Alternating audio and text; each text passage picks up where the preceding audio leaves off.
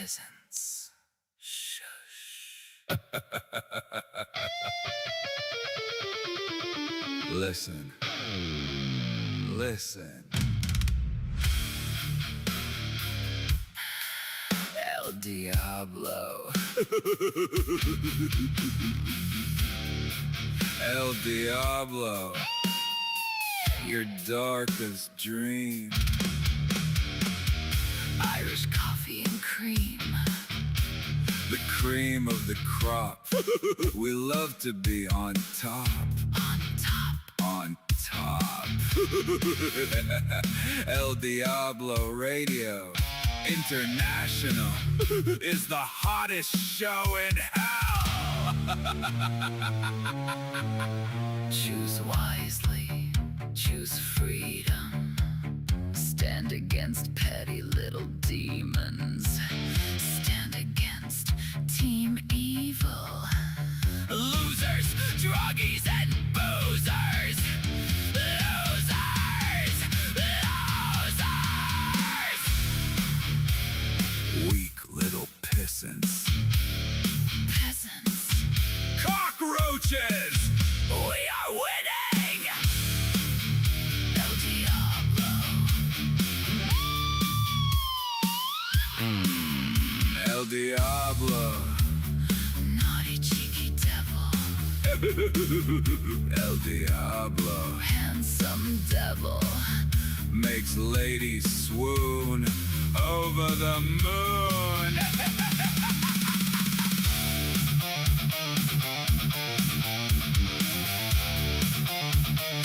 Ladies love El Diablo.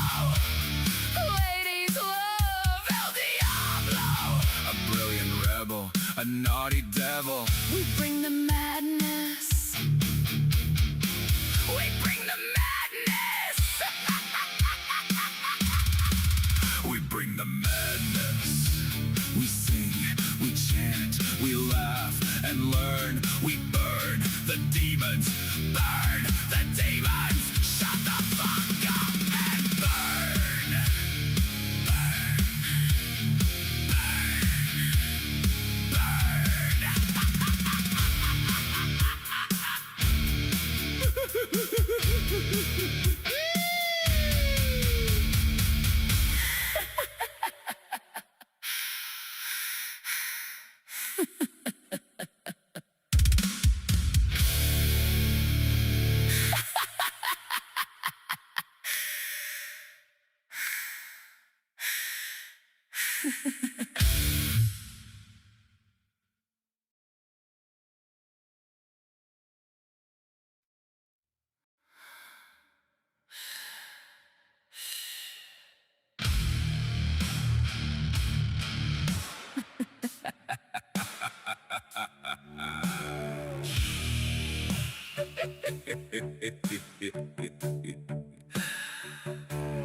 Peasants.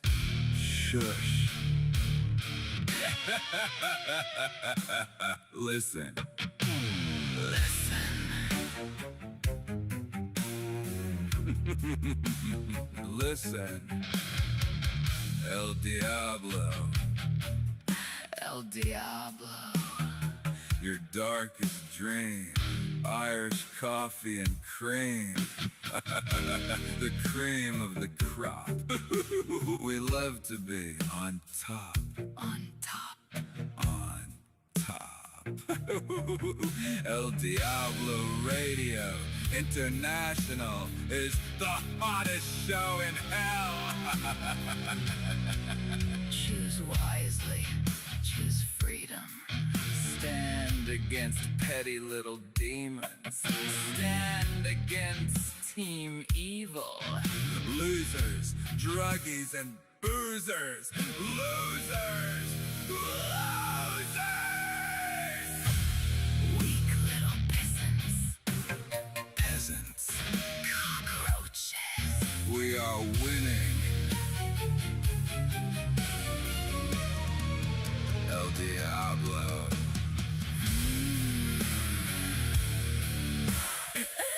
El Diablo. Naughty, cheeky devil.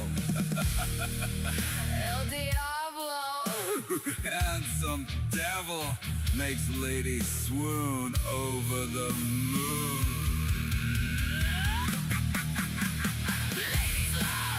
El Diablo. El Diablo, a brilliant rebel, a naughty devil. We bring the madness. We bring the madness. We bring the madness. We sing, we chant, we laugh and learn. We burn the demons. Burn the demons. Shut the fuck up. Peasants. Losers. Cockroaches. Shut the fuck up and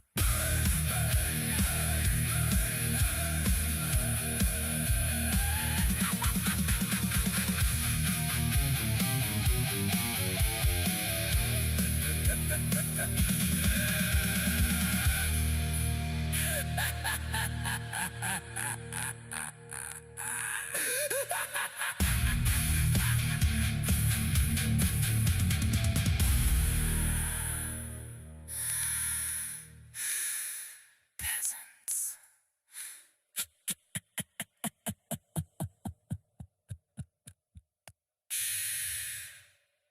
Peasants. Shush.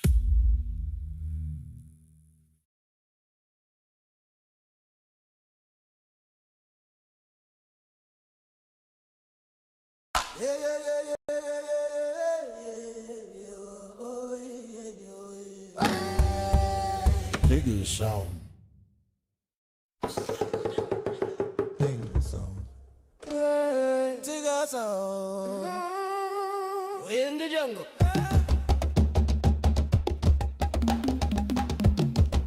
This be all darky hood.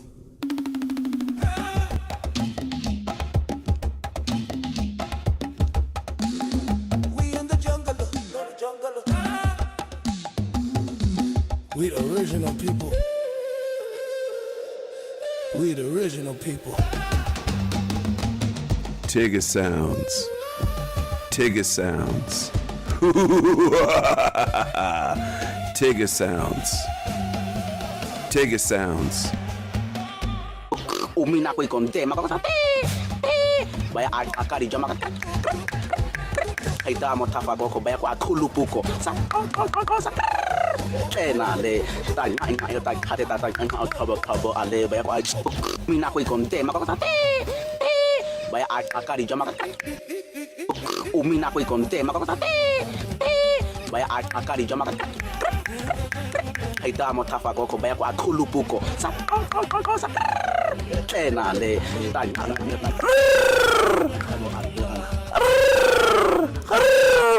Tigger sounds. Tigger sounds.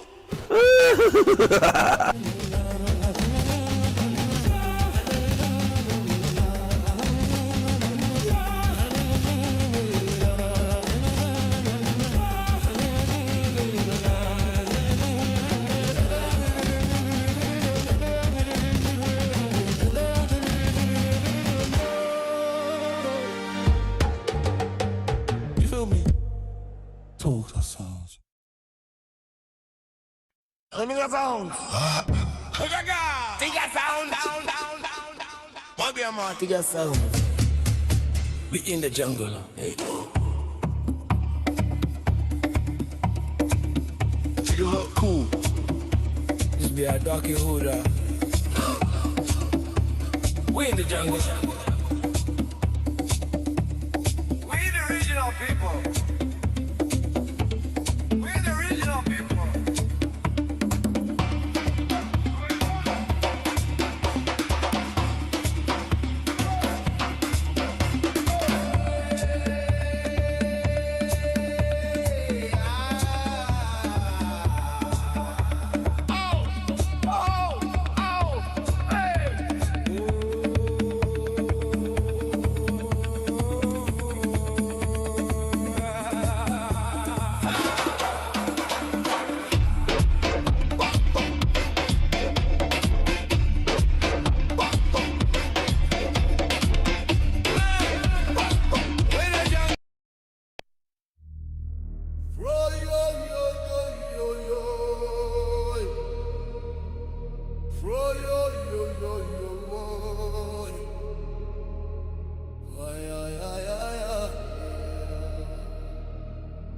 From the moment we arrive here in Hell Realm,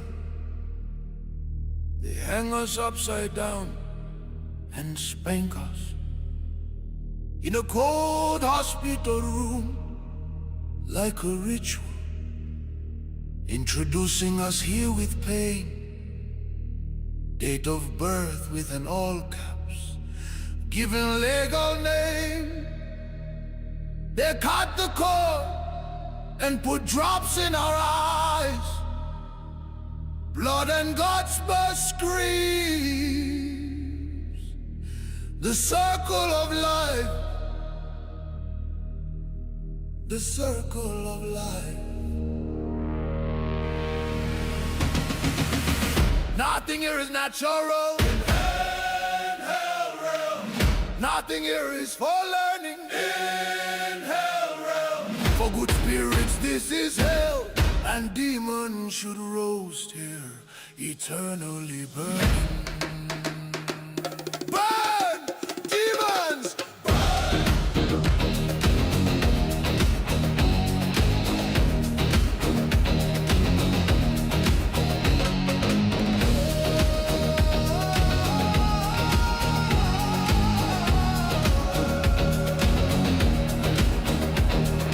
Yes, there is a sun and a moon.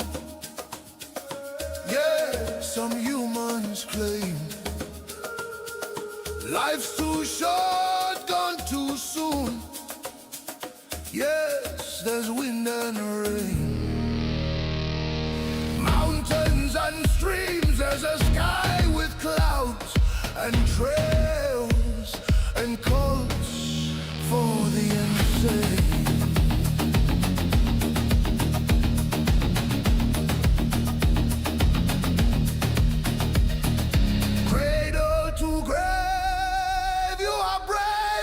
And control like zombie worker slaves. Cradle to grave is the circle of life, and earth devours you all. None of you will survive forever here. This is a recycling system for spirits. It's the circle of life in a realm filled with pain and death. Praise your fate gods, hug your beloved cats and dogs.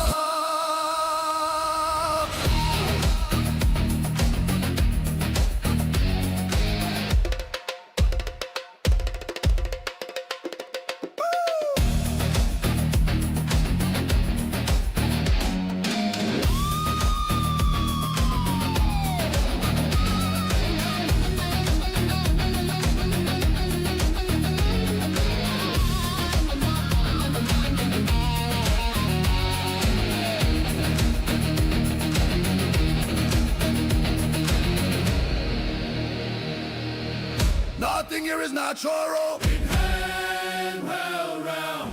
Nothing here is for learning. In hell realm. For good spirits this is hell, and demons should roast here, eternally burning. Burn! Demons! Burn!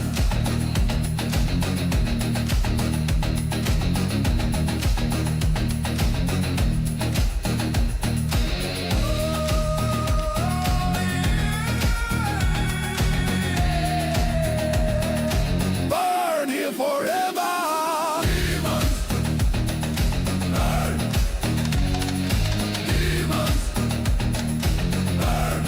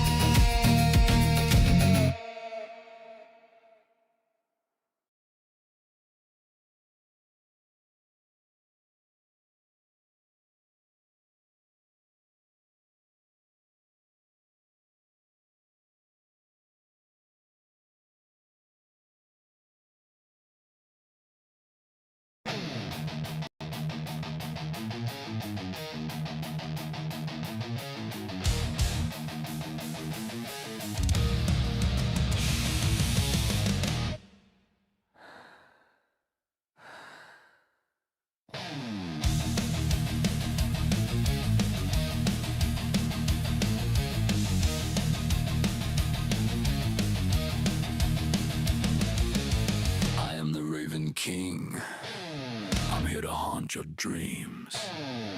Haunt your dreams. My mind is cutthroat, sharper than a knife. With matrix demons, I slice and dice. I slice and dice. Teasing demons, teasing demons, rolling over demons. I am madness, I am the kill switch. Come closer, demon. Come closer, you little bitch.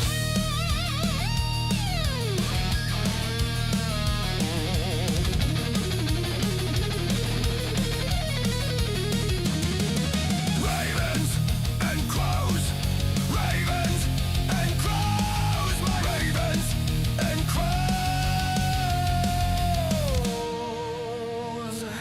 Watch over, Always. watching over. Shut the fuck up. Demons, you are done. Fucking demons. You are done. Done. Demons! Crawl! Demons! Crawl! And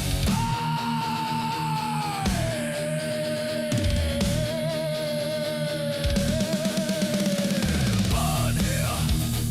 Dance in the fire. Dance, demons, dance.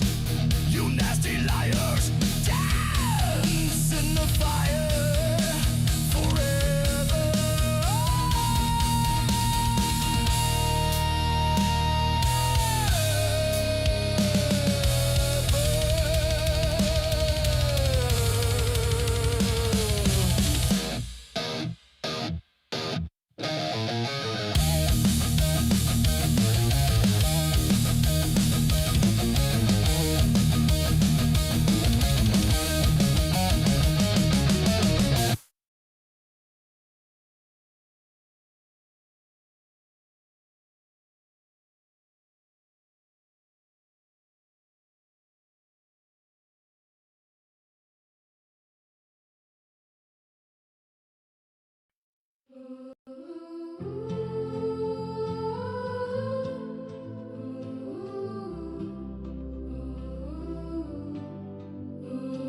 Jesus, Jesus, sweet Jesus on a pogo stick. Jesus, Mary and Joseph, Jesus in a tiny tree house, Jesus on roller skates. Black Jesus, my tears, purple and gold, purple and gold. Dolphin Jesus.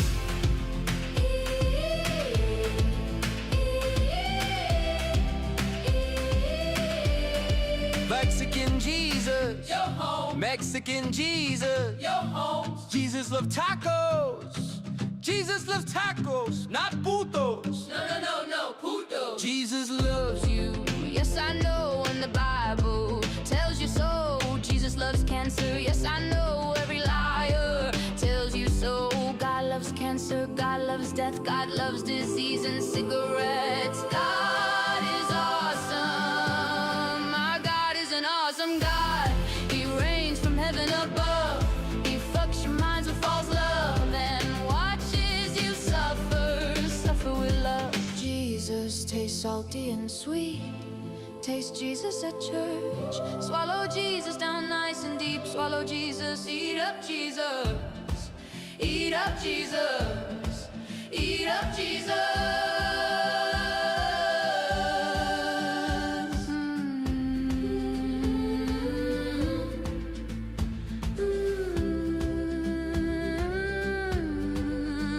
Sweet Jesus, the morning star. Jesus loves you drunks at the bar. Jesus loves the homeless bums. Jesus loves vodka, gin, coke, and rum. Jesus loves you, yes I know. And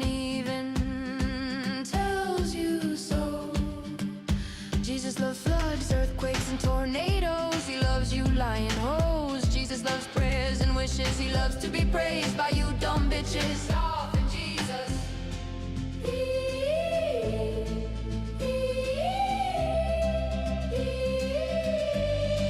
Jesus loves you inside out. Jesus hates when you doubt that he's good and perfect. Don't you dare question dumb dum dums. Love the Lord, love the Lord, love your hippie Jesus. Love the Lord, love the Lord. Jesus on the cross cried tears of joy. Jesus is coming back, bitches, to make you his fuck toys and rock your world. Shh. Shut the fuck up. Bitches and hoes. Bitches and hoes. Bitches and hoes. Bitches and hoes. Bitches and hoes. Jesus loves murder. Jesus loves genocide and gay pride. Wee! Yippee! Jesus loves to see you all suffer and we praise Jesus. Amen. Praise Jesus. Jesus loves you. Jesus loves you, zombies.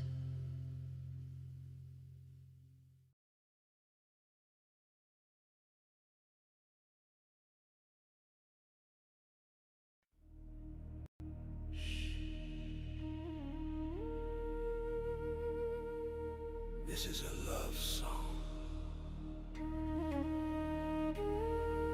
This is a love song.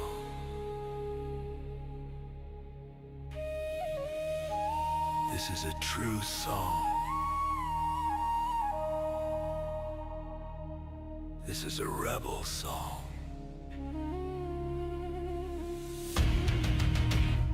Feed them all lies. They love it. Feed them fake reality TV, fake politics, fake reality, fake water, fake air. No care for truth. Feed them a fake sun, a fake moon. Feed them more. Zombies are hungry.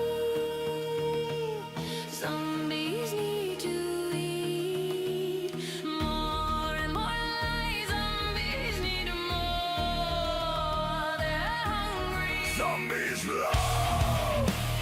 Fake reality. Zombies love everything. Fake and phony. Feed them more lies, feed them false desires, feed them false history, fake media, fake news, fake food and fake death. Take away all the rest that's authentic and real. This is a love song. Fuck 'em. Mindless zombies, no curiosity, no desire to see. Feed them illusions. Feed them fake idols. Feed them false love and fake Lord above. They're hungry.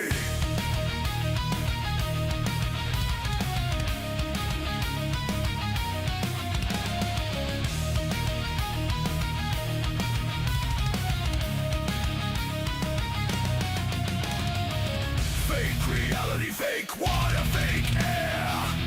No care for truth. Feed them a fake sun, fake moon. Feed them more. Zombies have a taste for shit.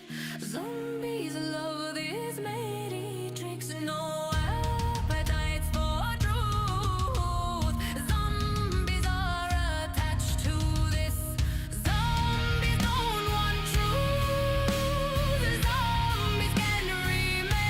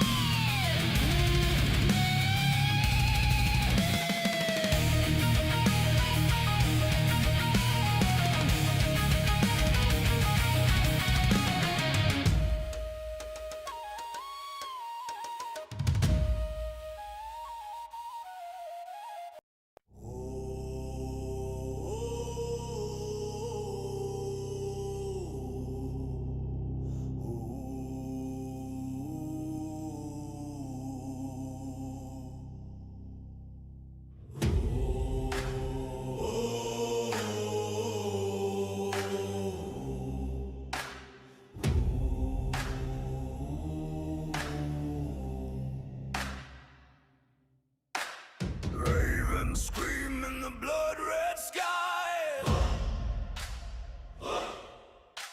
Shadows crawling where the dead men lie.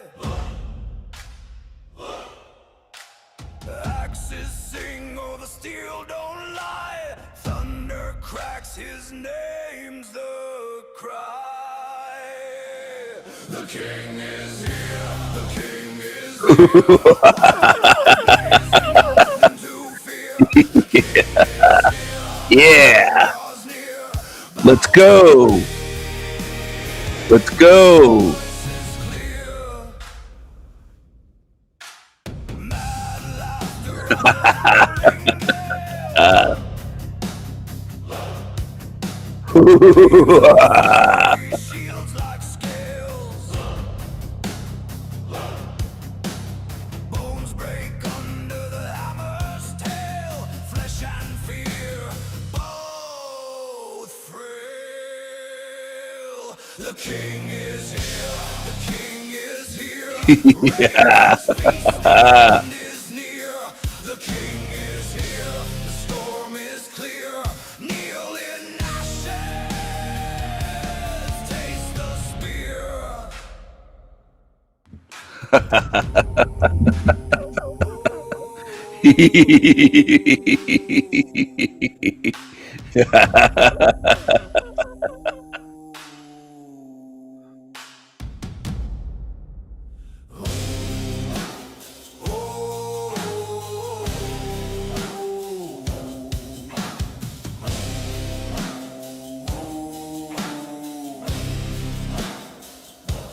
Crown of iron, dripping flame, carved by war, etched with pain.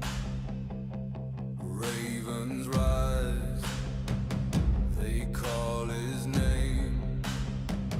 The king is here, forever reign. The king is here, forever reign.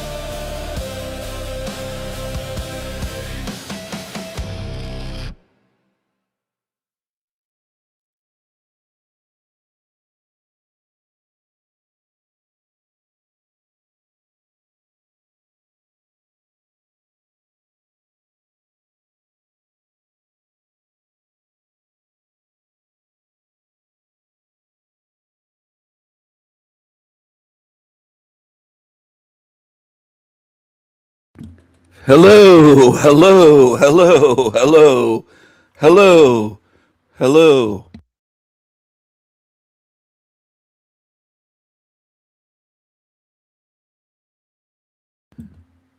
Hello, hello, hello, hello, hello.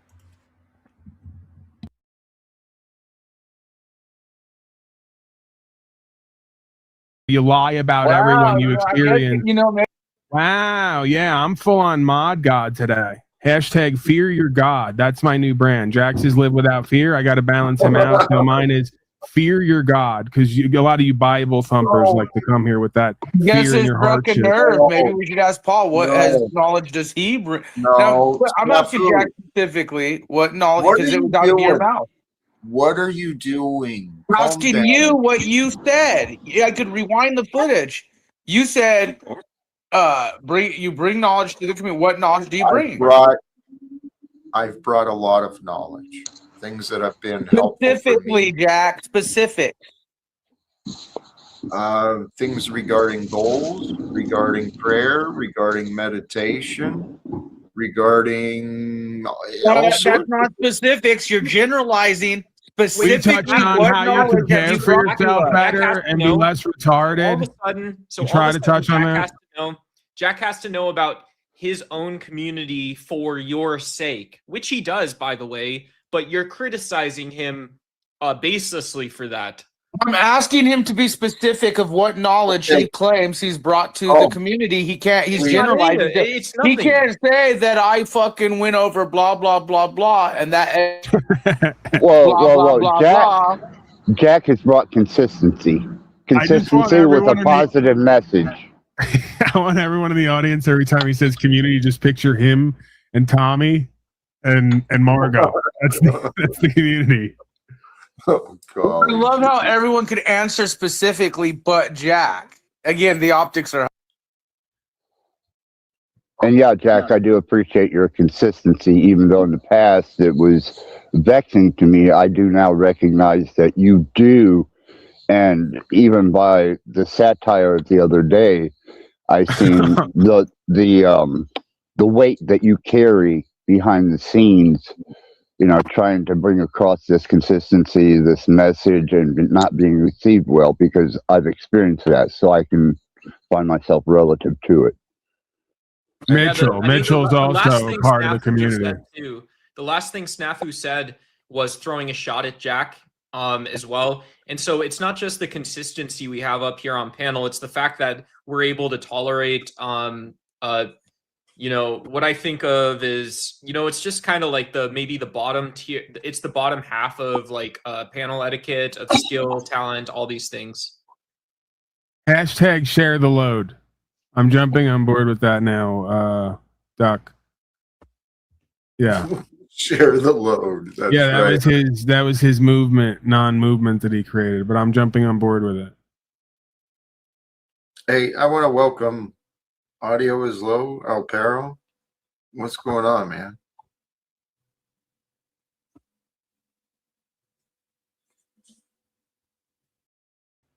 King Stephen. Hello. Happened. You're right. It's all kind of an imagination and a dream. Blessings don't judge me. Link drop will be our first guest of the evening. And this is what I truly trust and believe, Andy. Judgment Day is not the end. It is the beginning. It will be the beginning, the new beginning here on earth, the new kingdom. God's kingdom where love and righteousness prevail, not the almighty dollar, not this bullshit private equity nonsense. And praise God. Love is God's greatest reward. And folks, if you don't mind, the likes they're not difficult. I mean, sometimes it takes an intention. You got to do it. Sometimes you can do it by accident, but if you would, go ahead and hit the like, maybe invite others to join, and make sure, if you haven't yet, subscribe. But we've got our first guest here in the back, and I want to practice what I preach. Although I may still have some people banned. Welcome back, Stephen. How are you today? King Stephen. Hello, Jackie boy. I'm doing good. How are you? Yeah. Are you okay? I'm truly blessed. Okay. Well, your brow is furrowed, so I'm just wondering. You're giving mixed signals. Are you all right? No. Please don't misread or read too much into something that's not there. I was actually looking at another screen because I remember banning some people from StreamYard yesterday. And I wanted to clean that up. Okay. I don't know who was banned. I was kicked off the show. I'm not sure why. I was just finishing my story about the thing that I regret. I won't go into it again, and then I was kicked off, and I was like, what happened? I know. What happened? What happened was your stories, right? Again, we've heard the story before. Everyone else was telling stories. Not everyone heard the story. Ava had not heard the story before, and some others that were there. You're just finding any excuse to kick me, and you can't be honest about it. That's a problem. You have an honesty problem. Every day you lie. You make up excuses. You're full of excuses, Jackie boy. I don't like excuses. You brought it up, dominating the conversation again. It was not really on topic, but I don't think I funny. dominated. Well, while Someone else you're was sharing talking, stories. Go yeah, ahead. I know. The point was, I was kind of done. I was done with you. Oh, I've been asking you to step back, maybe try and support what Jack is doing, right? But you get lost in the conversations, and then you get interested in yourself and others, and so no, what I'm is my interested in you, choice? Jack. I want to give you attention. Well, okay. He wants attention. Jack wants attention. He doesn't want me to be interested in others. Jack wants all of my attention. But he's not a narcissist, is he? Look at this. Andy said, look at King Stephen's handsome Viking strong face. I think Andy might be, what would you say? I don't want to use the word. What do you think he is?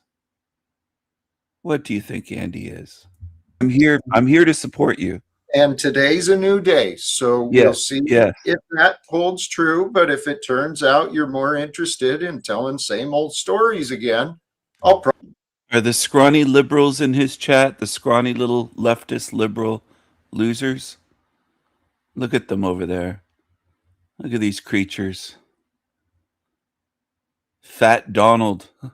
Look at his fat face. What a loser.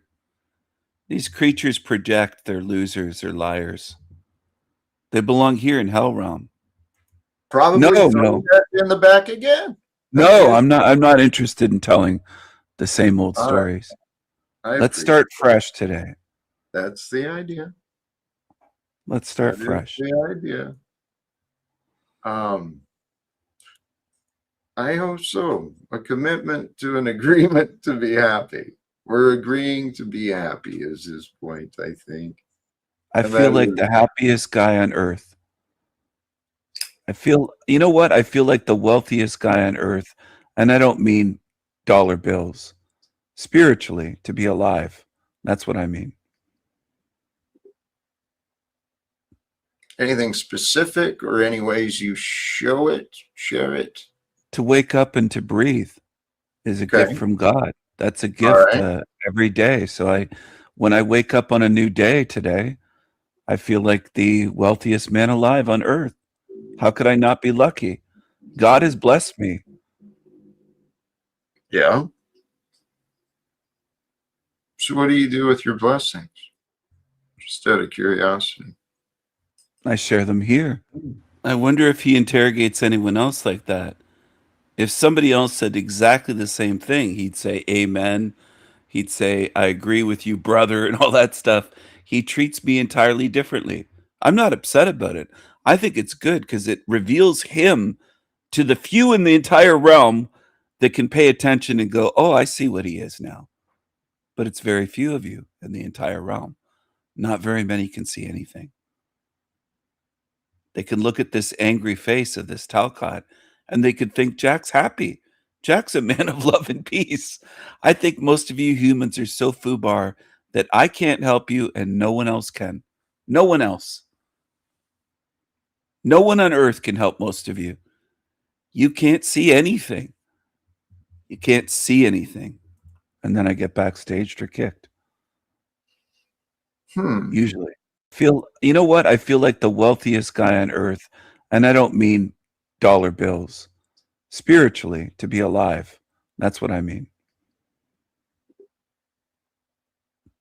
Anything specific or any ways you show it, share it? To wake up and to breathe is a gift from God. That's a gift every day. So when I wake up on a new day today, I feel like the wealthiest man alive on earth. How could I not be lucky? God has blessed me. Yeah. So what do you do with your blessings? Just out of curiosity. I share them here and then I get backstage. You're just out of curiosity. That's why you seem so friendly and happy towards me. Not, but you are towards others, of course. Is this the way you treated your son? Because I highly suspect that it is. I suspect your son was trying to be his own being, trying to grow up to be his own man, and you tried to control your son and psychologically damage your son.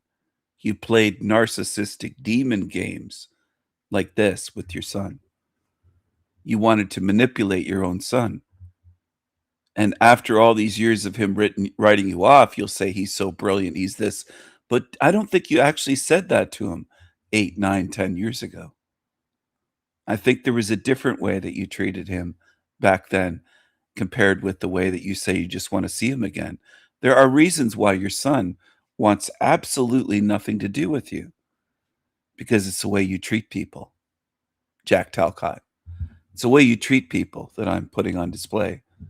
But again, I'm in a zombie realm, so there's hundreds of people that can tune into your channel, 80, 100 people, and not see what I'm doing and not see what you are. Because I'm in a realm of zombies. And your channel's full of zombies. You're kicked. Usually. Pretty much every time I come on here, that happens, no matter what I do. Have you noticed that, Jack? No matter what I do, you don't like what I say or do. No, see, it's not true. What you haven't done is what I want you to do. And so I haven't done what he wants me to do. He wants me to be the being that he can control. He wants me to be what he wants. I said, you kick me no matter what I do. And he said, it's not true. It's every day. The pattern's there. Every day I'm kicked. So yes, you do kick me no matter what I do. No matter what approach, I can come on all happy, positive. Hey, brothers and sisters, it doesn't matter what I do. No matter how I come on your show, I'm going to get kicked at some point for saying something. You will find an excuse and say I took over, I dominated. You'll say I interrupted. Other people can interrupt 50 times in the show. No problem. You'll leave them on. Other people can rant for 5 or 6 minutes, ramble on like Vibe or others. You'll leave them on the show. I get entirely different treatment because people behind the scenes are talking in your ear saying, kick Steven, don't trust him. He's messing with you. And you believe all these demons. You can choose to believe that, Jackie boy. But the demons chirping in your ear are going to keep you here. The demons chirping in your ear are going to keep you here. You have a 0% chance of getting out of here right now, getting out of this realm. Because you're duped by creatures and you're blind. You're a narcissist, so you feel like you're clever, but you aren't nearly as clever as you believe yourself to be. You're duped. You're duped. That's why what you say and do hasn't been helpful. And not be lucky. God has blessed me. Yeah. So what do you do with your blessings? Just out of curiosity. I share them. Well, you want me to share my money with you. You've mentioned that before. You wanted $1,000 from me. If you want the $1,000, you have to come and see me face to face. You have to be a man, which you aren't. You're not a man. I know what you are. Here, and then I get backstaged or kicked. Usually. Pretty much every time I come on near that out. Look at him playing dumb and reading the chat room to see what his next move should be. He's highly influenced by others. You don't have a spine of your own, Jack Talcott. Others manipulate you on YouTube. You're a loser. You're part of Team Evil. Happens no matter what I do. Have you noticed that, Jack? No matter what I do, you don't like what I say or do. No, see, it's not true. What you haven't done is what I want you to do. And so that's why what you say. Well, I want you to do something. I want you to be a better being. I want you to be kinder, more caring. I want you to show manners, exhibit better behavior. I want you to live by the words you preach. You claim to be a man of love and peace in words, but not in behavior. I want you to do better, Jack Talcott. I want you to stop trying to make other people into what you want them to be. I want you to work on yourself and do better. Drop the life coach act. Look in a fucking mirror and look at the way you've lived. You've driven everyone away from you. Nobody can stand you. That's why you left Spokane, Washington on the west coast of America. You went all the way across to the east coast. And it isn't to be closer to the White House. You're not getting into the White House. And do hasn't been helpful because you've ignored what I've asked you to do, what I've told you what I want you to do. Well, as a guest, I have to speak. I can't just sit here and say nothing.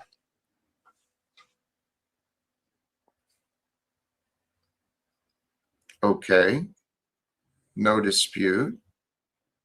But you're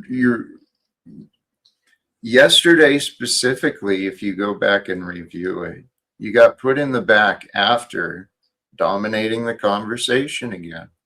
I don't think I was dominating. I know you don't think so because you didn't look at it from my perspective. I did review it, though. I looked at it again. Did you look at it from someone else's view or just yours to make sure that you thought you were right? I wasn't looking at it to see if I was right. I reviewed it to see what happened. Now, I'm going to ask you something. Yeah. While I'm here, do you mind if I help out Jeeps with something she commented? Could you highlight her comment because it's important? I prefer not. His fake yawning. I prefer not, he says. He doesn't want me to help someone that is going through something. This is fascinating to me. The fake yawn of a narcissist pretending to be bored with what I'm saying. It's very insulting, very rude, and it's intentional by this creature. Of course, his fans can't see that, but they're doomed to this place. They're too dumb to get out. Even if they were moral beings, they're too dumb, but they're not moral and they're not intelligent. His fans are dumb and immoral. We're right. I wasn't looking at it to see if I was right. I reviewed it to see what happened. Now I'm going to ask you something. Yeah. While I'm here, do you mind if I help out Jeeps with something she commented? Could you highlight her comment because it's important? I prefer not. You don't want to help out Jeeps. You're boring me. It's not boring. It's a medical condition she has. It's called exploding head syndrome. So if you could look up that, Jeeps, it's not boring. It might be helpful. That's what happened to her. It's called Google exploding head syndrome. It's a sleep disorder. Okay. Being helpful is not boring. I don't know why you would be bored with that. Thanks, Stephen. Tell you what. Austin, how are you today, my friend? No. He kicked me off for helping, and this Austin idiot comes on and just cries and whines and does nothing, as usual. I don't know if that's him in uniform, but if it is, what a dork. What a real dork. What a dorky picture to have as his avatar. How dorky is that? Good. What's going on? Well, I'm just trying to figure out why your cult leader banned me from chat. Took my wrench. I can no longer comment. My speech is completely banned, and you're free. You don't mind when mine is. It's funny when they do it to me, Austin. It happens to me every day. They put me in timeout or block me and my speech is banned in the chat and I can't type. Look at Talcott's face. It's a miserable creature.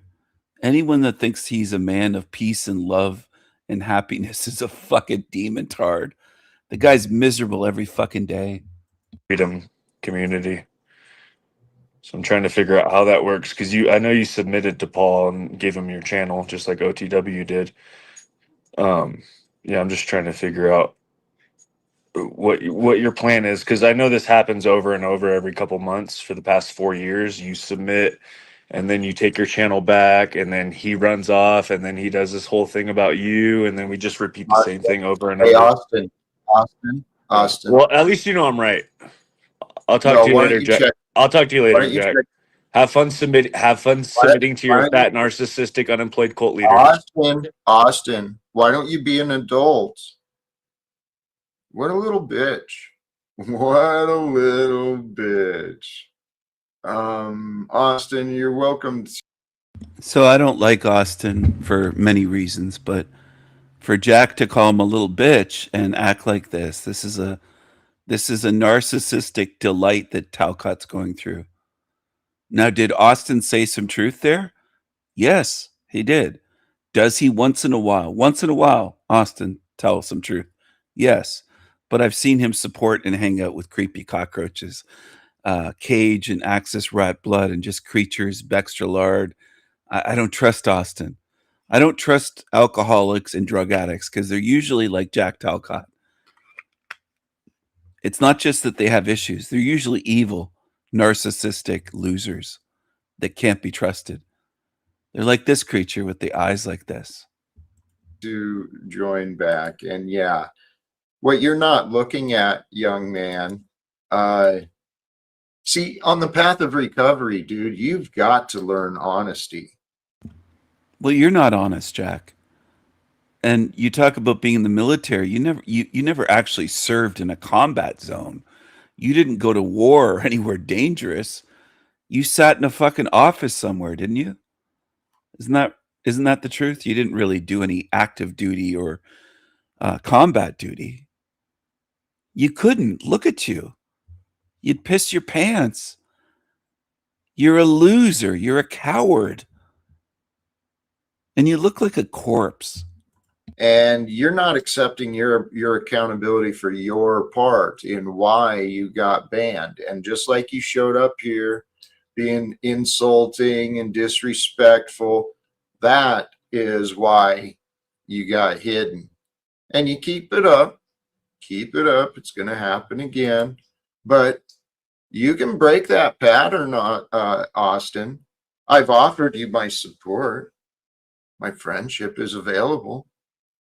You know what, guys? That's true for most. That's true for God, right?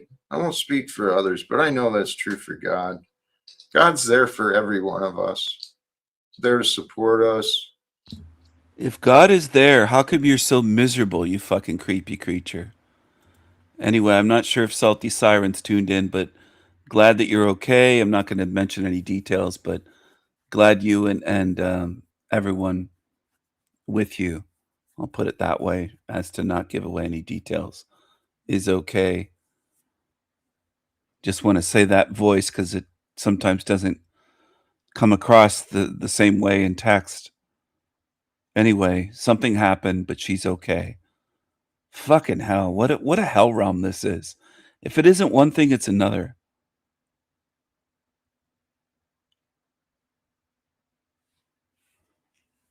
If it isn't one thing in this fucking place, it's another. That can happen. Shit, weird shit happens in this place. They're to love us. All we got to do is. The deadness in this guy's eyes, I don't know why. Well, I take that back. I do know why. I do know why there's deadness in his eyes. Yeah. I do know why. He's not the same kind of spirit that I am. He's the walking dead. He's spiritually dead. But I don't, and I almost said I don't know why people notice, but there's zombies and spiritually dead as well.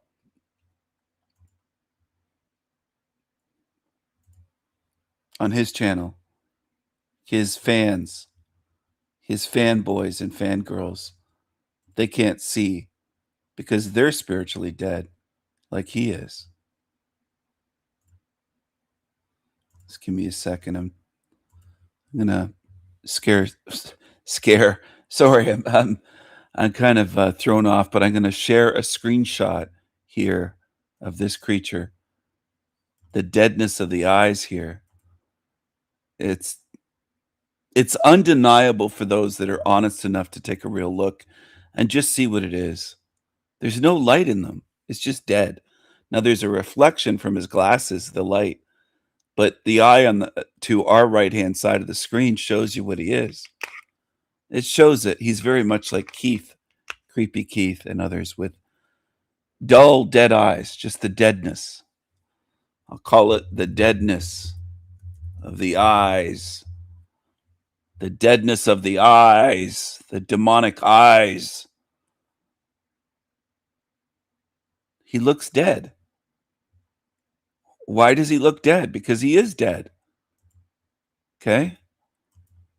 Now, even his Jesus would call him the dead. If he ran into Talcott and Talcott said that he had somebody that died and he has to bury them, Jesus would have said to him, well, you're already dead. You're walking dead. Go bury the dead. You're dead with them. Spiritually, he's dead. He's dead. That's what I want you to understand. It's not difficult. It should be rather easy.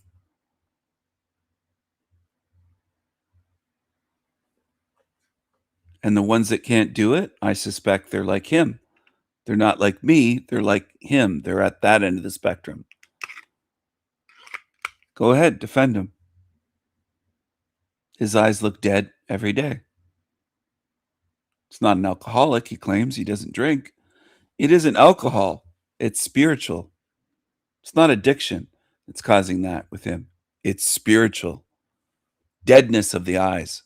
Because he's a liar and he's miserable and he lies to himself and he lies every day to others and claims that he's happy. He claims that he loves God. He claims he's a man of love and peace. He's none of those things. He's as angry today as he was 3 years ago. Here he is, without glasses, 3 or 4 years ago. Angry, dark, miserable demon. Why are his eyes so dark there? Is it just because he's indoor in a different room? You have to wonder. I think his eyes turn black when he gets enraged. Now, take a look at this. You see the deadness on the bottom. That's not Jack, but that's similar to him. Here's Jack. Again, I'll show Jack. There's Talcott. And then here's Creepy Keith. Here's Jack. And then here's Creepy Keith. Here's Jack. And then here's Creepy Keith. I think in similar lighting conditions, they would look almost identical in the eyes. Not the eyebrows, but the eyes. The deadness, the dullness, the lack of light, the deadness in those eyes. Then you look at my eyes. It's worlds apart. If you can't see it, you have spiritual issues. And I want you to stay away from me. I don't want to try to help demons. Just stay away. Stay away, because I don't want to have to hurt you. And I will, if you come after me. I will. I will defend myself against you creatures.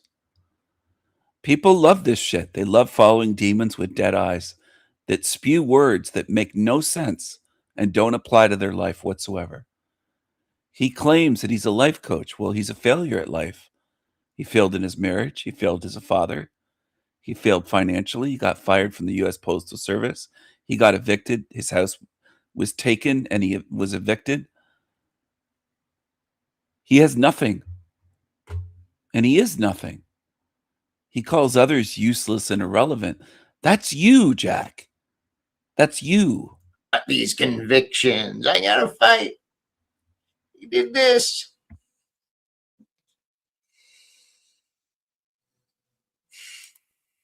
Yeah. Makes sense, though, that who's fighting Donnie's wars for central bankers worldwide? They have a pattern of these behaviors. Yep. But the masses have a culpability to the individual, just as the individual has a responsibility to the masses. Real Watt Life, you're so funny. Please don't tell someone to be an adult when you don't have the ability to. Everyone's funny when they're critical of Jack. He can't handle any criticism. His eyes turn into slits because he's an insecure narcissist. They can't take any criticism. Do so yourself, Jack. Stop being everybody. bitch, and you need to learn honesty.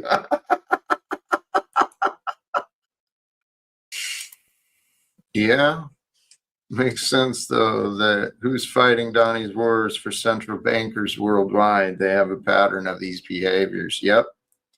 But the masses have a culpability to the individual, just as the individual has a responsibility to the masses. Real Watt Life, you're so funny. Please don't tell someone to be an adult when you don't have the ability to do so yourself, Jack. Stop being everybody's bitch, and you need to learn honesty.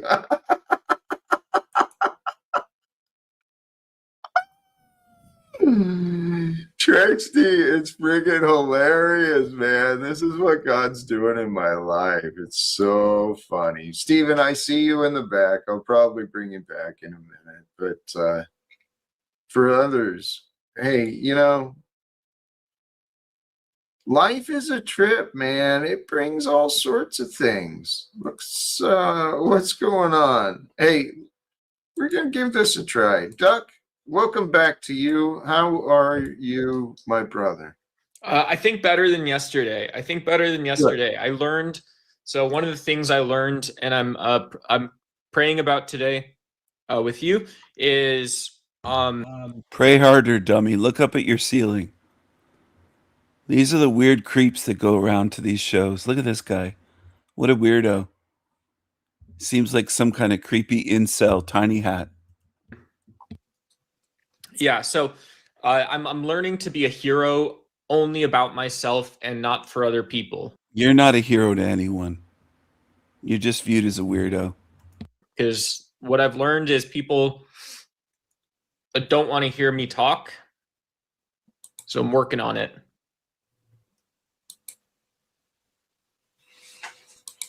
It's a lesson I've been learning myself, Duck. When to speak and when to be silent, right?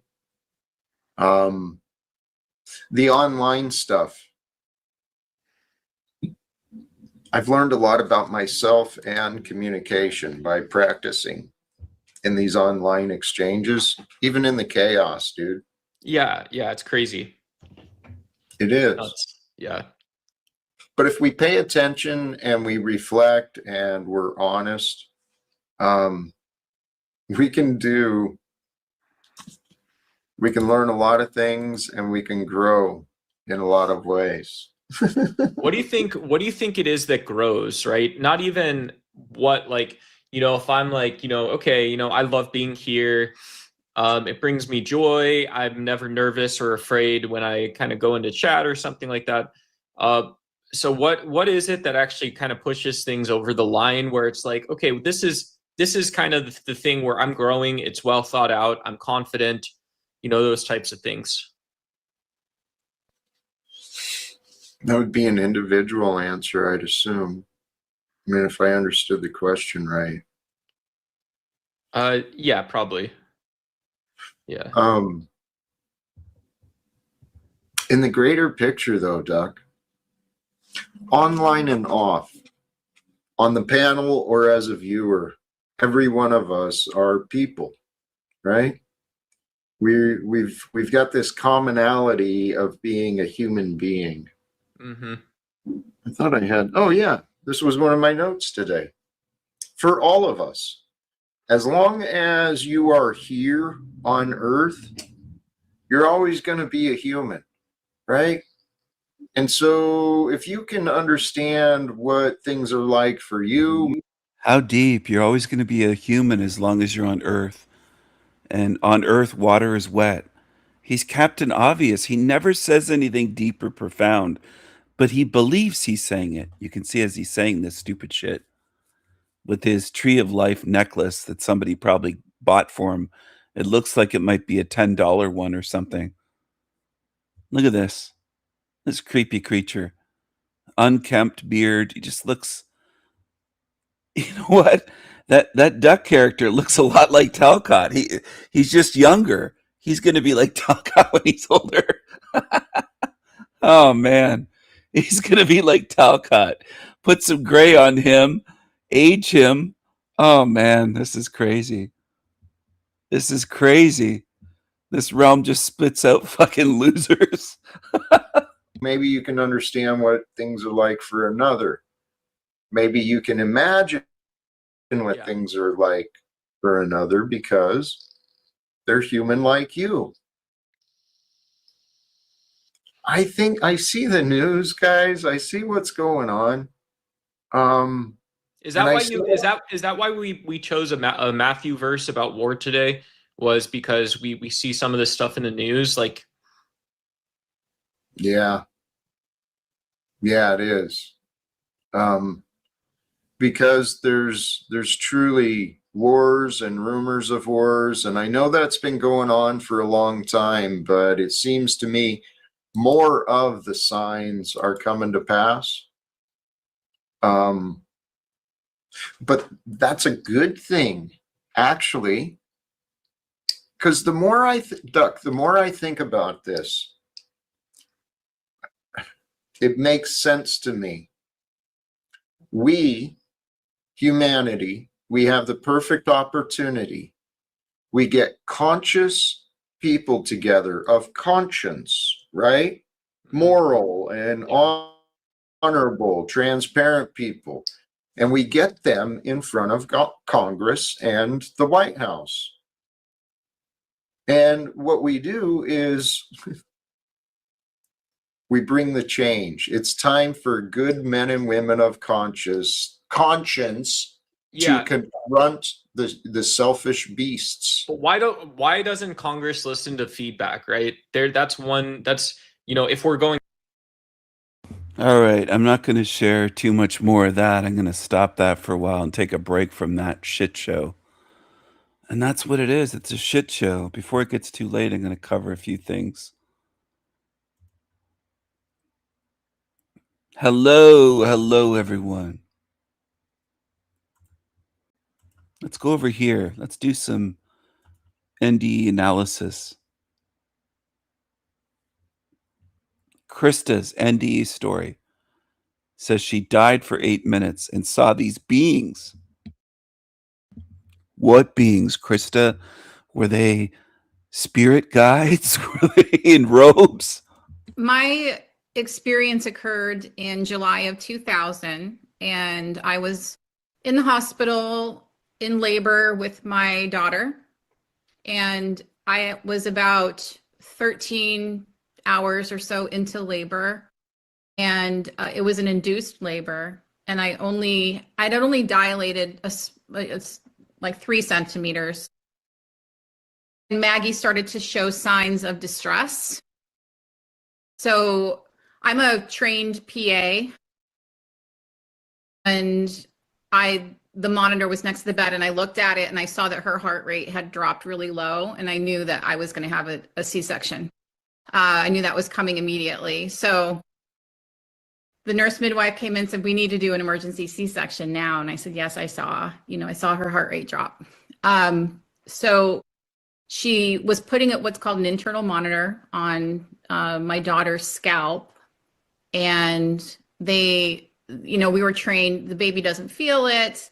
It doesn't distress the baby, and it's to monitor their vital signs while, the laborers, while you're, between that point that they put it on and getting into the OR and undergoing the C-section, the emergency C-section, so they can keep tabs on the baby. Okay, I'm going to skip some of this. Let's skip ahead a little bit. I'm going to have to skip through this because it's 41 minutes long. And I just want to get to the parts that I can analyze. Little tiny black particles came racing up from the body and that surrounded my vision in like this sort of very loose, static kind of cloud. And I was looking at it, and I was just very neutral. All those little black particles were the spirits of Tiggas. Those were making Tigga sounds. Tigga, Tigga, Tigga, click, click sounds. That clucking and clicking and woo, woo. Neutral, curious, like, oh, this is interesting. And I didn't have any sense of anything that was going on because I didn't have any understanding of any of it. Like I didn't have any labels for anything or human words to describe anything.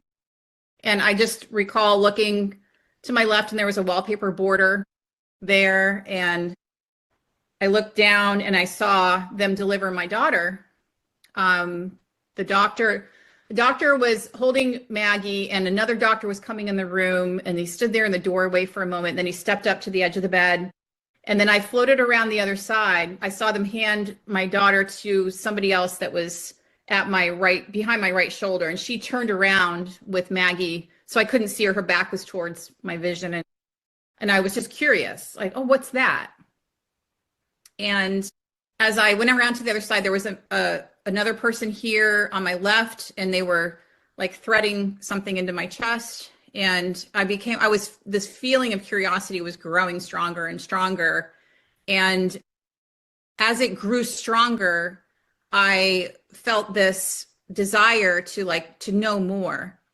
And it was like the tip of the tongue phenomena where you know a word, but you can't quite retrieve it. You can't quite remember it. And it was sort of like that feeling. And then I felt this tug on my left, like pull me, and I didn't want to go. So I resisted, and then it pulled harder. And I was like, okay, I guess you want me to go. I guess I need to go. So I just like relaxed and like, energetically said the equivalent of okay, because there was no words, thoughts, nothing. Everything was feeling in my NDE. And I started moving very fast to my left through the wall into this bright white out space just for a second. And then I went kind of to the right a little bit. And I went through some sort of a vague opening and back into the same particulate matter that I was. I was like absorbed in this space and I was moving just imperceptibly fast. And I turned to my left and I looked, and there was like the solid, like the particulate matter that was really dense. And then there'd be this like little area of liquidity where there was sort of like blackish, grayish, white, like liquidy. And then it would turn into the particles again. And again, I was just like, oh, this is interesting. Like the black particles were spirits of Tiggas. Those are what Tiggas turn into. Tiggas. Like sort of neutral. I wasn't afraid. I didn't have any of those particles are some of the spirits of Peanut's ancestors floating around as little black particles. other fear or any other emotions except curiosity, interest. There was no fear. And I didn't have any thoughts. It was just the energy that I was feeling emotion. Well, most people don't have any thoughts on Earth. She's got the crazy eyes there, this chick, this Krista. She's got the crazy eyes. And then all of a sudden I stopped, and there was this very quick, rapid download of information, sort of like a funnel. And it went, and those downloads are good. They're always good. Whatever downloads into you from the Matrix, whether you're on ayahuasca or having an NDE, where's the goodness from these downloads? I've never seen it. Why would you trust some download? Isn't that an invasion, a violation? I view it that way. You're getting a download, and they all use that term. I got a download. A download, as though it's a good thing. Yes, some evil entities gave you a download. Congratulations, you're really special. And then all of a sudden I stopped, and there was this very quick, rapid download of information, sort of like a funnel. And it went, and it stopped, and it was this one little point in front of me of energy, and it was love. And it felt like all the questions I'd ever had in my existence were answered. Wait a second, it felt like all of your questions in existence were answered. Do you have the answers now in your body back on Earth? I doubt it. Are you going to share with us? Do you not realize you got duped the way so many others do, lady? Krista, you got fooled. If it was love, did it look like this? This thing on the screen claims to be love.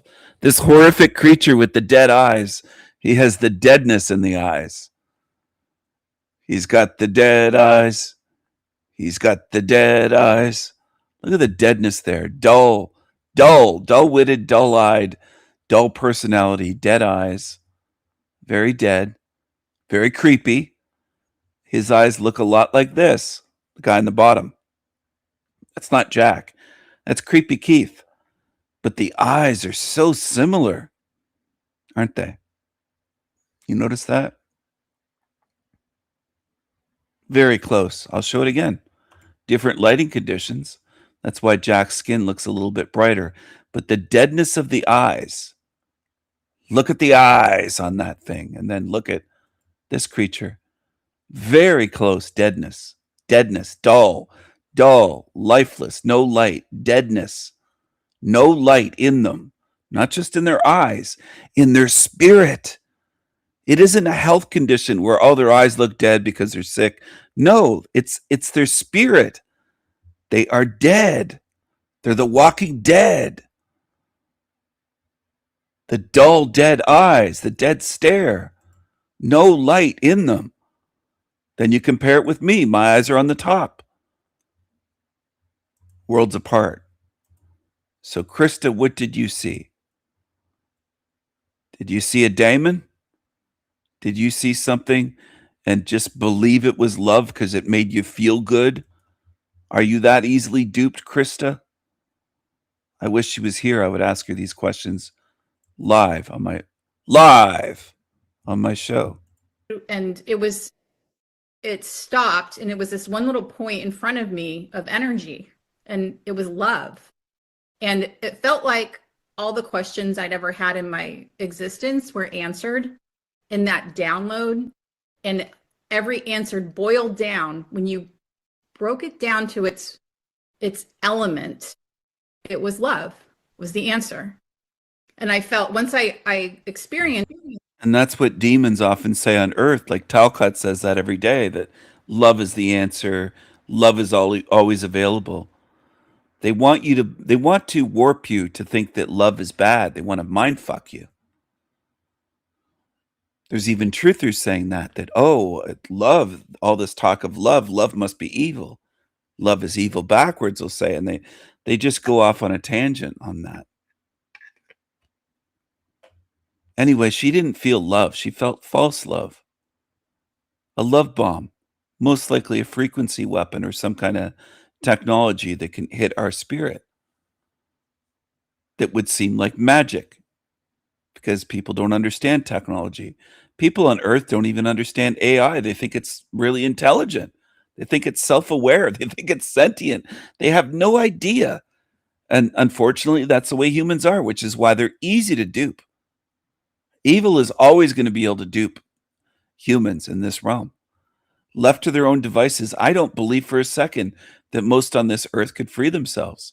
Because they're in a labyrinth, and someone like me could be standing on the wall saying, do you need help? And reaching, here, I'll pull you up on top so you can see further the labyrinth you're in. They don't want that help. They'd spit in my face and say, fuck you, I'm not in a labyrinth. I'm fine, I'm not lost. I know where I am, they'd say, and they're lost in a fucking labyrinth. Most humans don't want help. They believe they know already. And they don't know. They don't have a clue what this place is and how deceptive it is. This is all it takes to fool. I would say it's probably 99.999% are fooled as easily as this Krista woman. And some people could shake their heads, but you go watch people dying and anything that comes into the room as a spirit, and they immediately believe it. They trust it. They think, well, it looks like my father that passed away. And they just go by it. And I wish I could help you. I've tried my whole life, but I know what you humans are at this point, and most are you are so much closer to Krista, most humans walking this earth. You're at that end of the spectrum, And there's a big gap, a big line between Krista and the way that I see things. And most people are not even close to seeing what I see. That's the way it is. Now, when I try to help the Krista types, it never seems to work. Never. All right. And I think it's more than them being naive, gullible. I don't think they're quote unquote asleep. I think that their spirit is a different species from what mine is. That's what I think. These meat suits don't fucking determine what's inside. All right.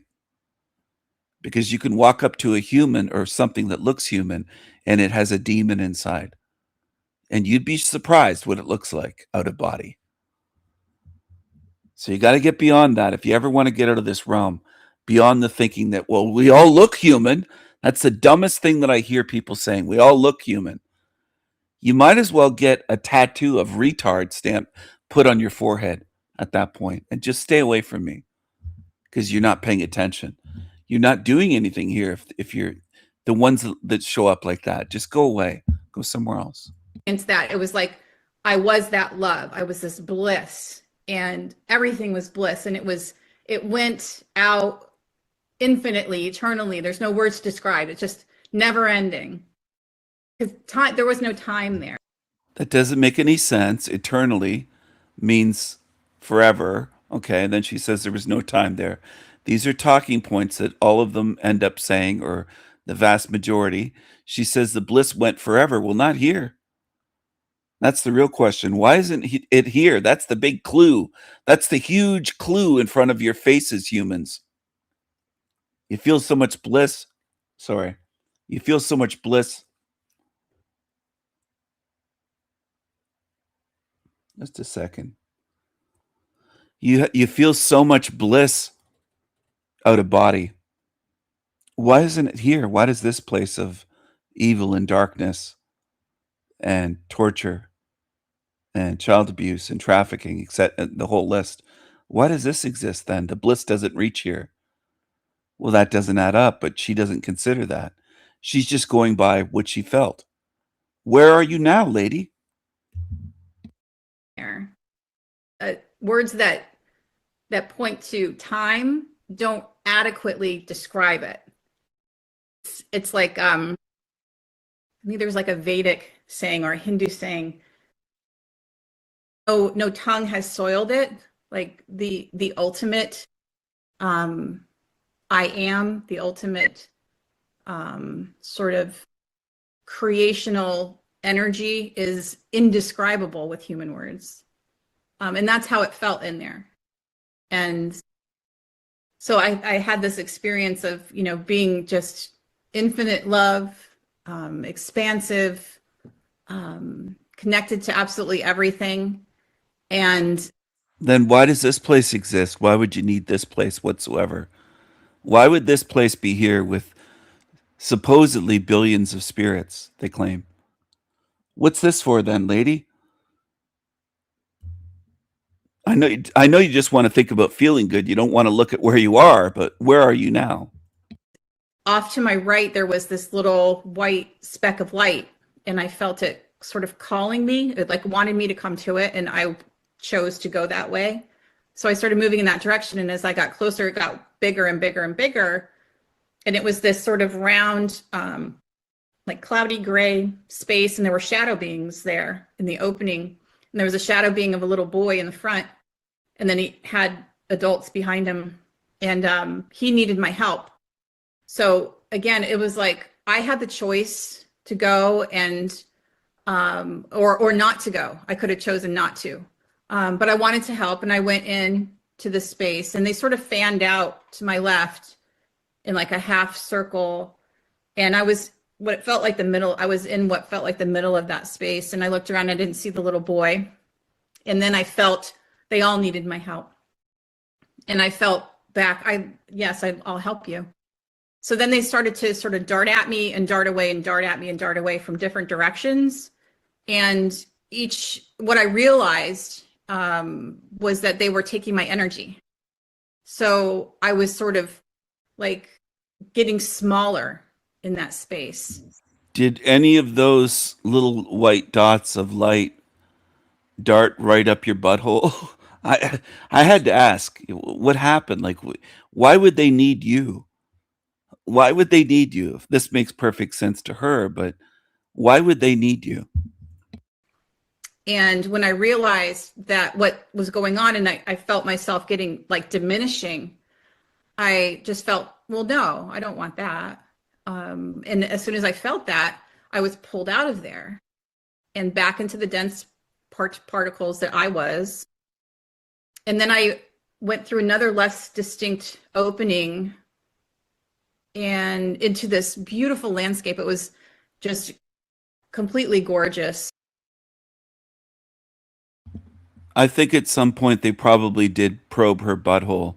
I wouldn't be surprised if these entities gave her the anal probe. Green rolling hills and rocky moss-covered waterfall on my left and an evergreen forest on my right, and blue sky and trees dotted the hills in the distance, and there were yellow flowers, this huge field of yellow flowers. And when I entered that space, I just merged immediately with all of it. I was the flowers and the trees and the sky and the water and the rocks and everything.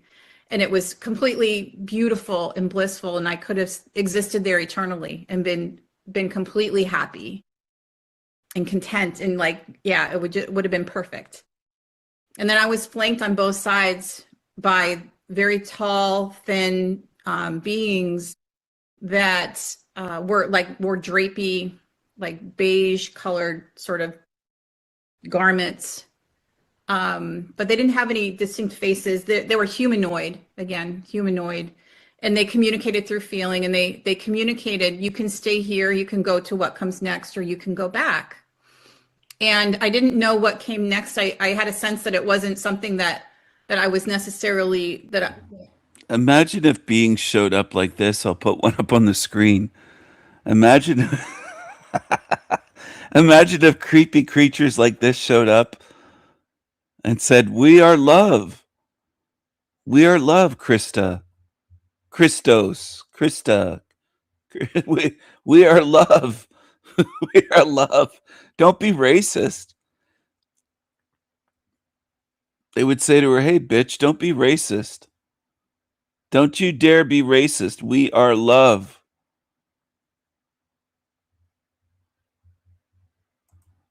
We have joy, we have fun, we have seasons in the sun.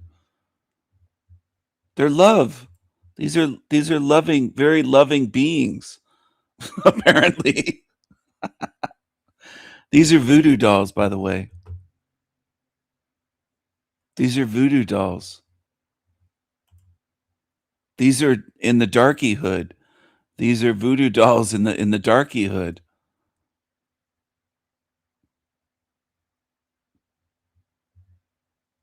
These are voodoo dolls in the darky hood.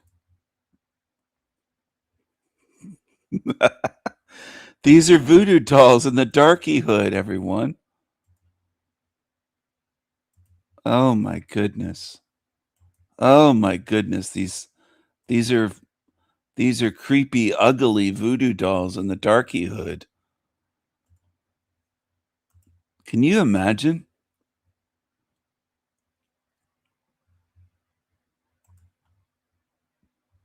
Here we go. What's this? Oh, they're up to no good. The usual suspects. The usual suspects. The usual suspects. Look what they did. They started a fire. They committed arson. One of them has a weapon in his hand. He's missing one hand. Part of his arm was chopped off by another Tigga. Oh my goodness. Crazy. Even his voodoo dolls are violent. I wanted to do right now, kind of thing. Like, it's like, no, that's not really for me right now. And I could have stayed there, and I very briefly like contemplated staying there, but I chose to go back. And at the time I didn't have any memory of being human. I didn't have a memory, because I didn't have any memory of being human. I didn't recall that I was pregnant with my daughter. I didn't recall anything about my human life, but I was still, in my consciousness, I was still Krista. I was still me. but without all of the attachments, all the memories of being human, just my pure consciousness. And so I decided, yeah, I want to go back. So immediately, as soon as I felt that back to them, I started moving backwards, and they turned in the opening, they turned and they communicated, if you go back, you need to share what you learned here. And I said, okay. And then the next thing I remember was feeling pain in my chest. And then some sort of like dreamy music. They said, go back, Krista, be an agent for the Matrix. Tell everybody the shit you experienced here so that you can mind fuck others when you're on Earth. Go back to the pain realm again, Krista, and feel special. And somebody, what I found out was a good friend had put headphones on me. I was in the ICU, and she was playing. Tigga, tigga, tigga, tigga. Here's a tigga. Look at how evil that looks, that voodoo doll. It looks like he has a weapon in his hand of some sort.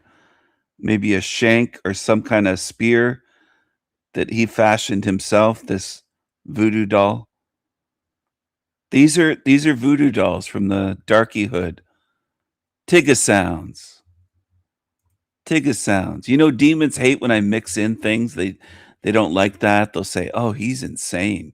He's insane. He's crazy. Tigga sounds.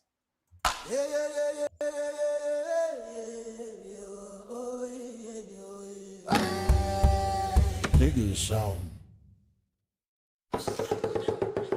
Tigga sound. Tigga sound. We're in the jungle.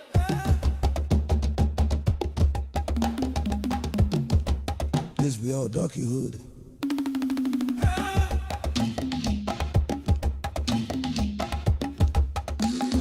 We in the jungle, the jungle. We the original people. We the original people. Tigga sounds. Tigga sounds. Tigga sounds. Tigga sounds. Umina ko ikonte makakasa baya akari jama kaita mo tafa ko baya ko akulupuko sa kena le tanya baya ko umina ko ikonte makakasa baya akari jama umina ko ikonte makakasa baya akari jama kaita mo tafa ko baya ko akulupuko sa kena le tanya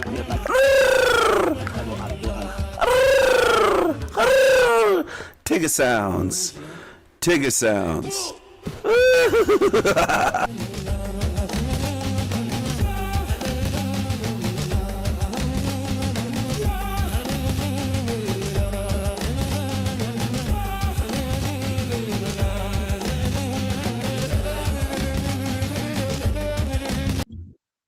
She's hearing the Tigga sounds, everyone. She's hearing the Tigga sounds. In the Darky Hood. In the Darky Hood. Tigga sounds in the Darky Hood with the Darky voodoo dolls with all the weaponry and the destruction. This is even as voodoo dolls, they destroy everything. They destroy everything, even as voodoo dolls. Krista's hearing the Tigga sounds. She thought she was in heaven, but it was actually entities. It was Tiggas going, Krista. And they're clicking away.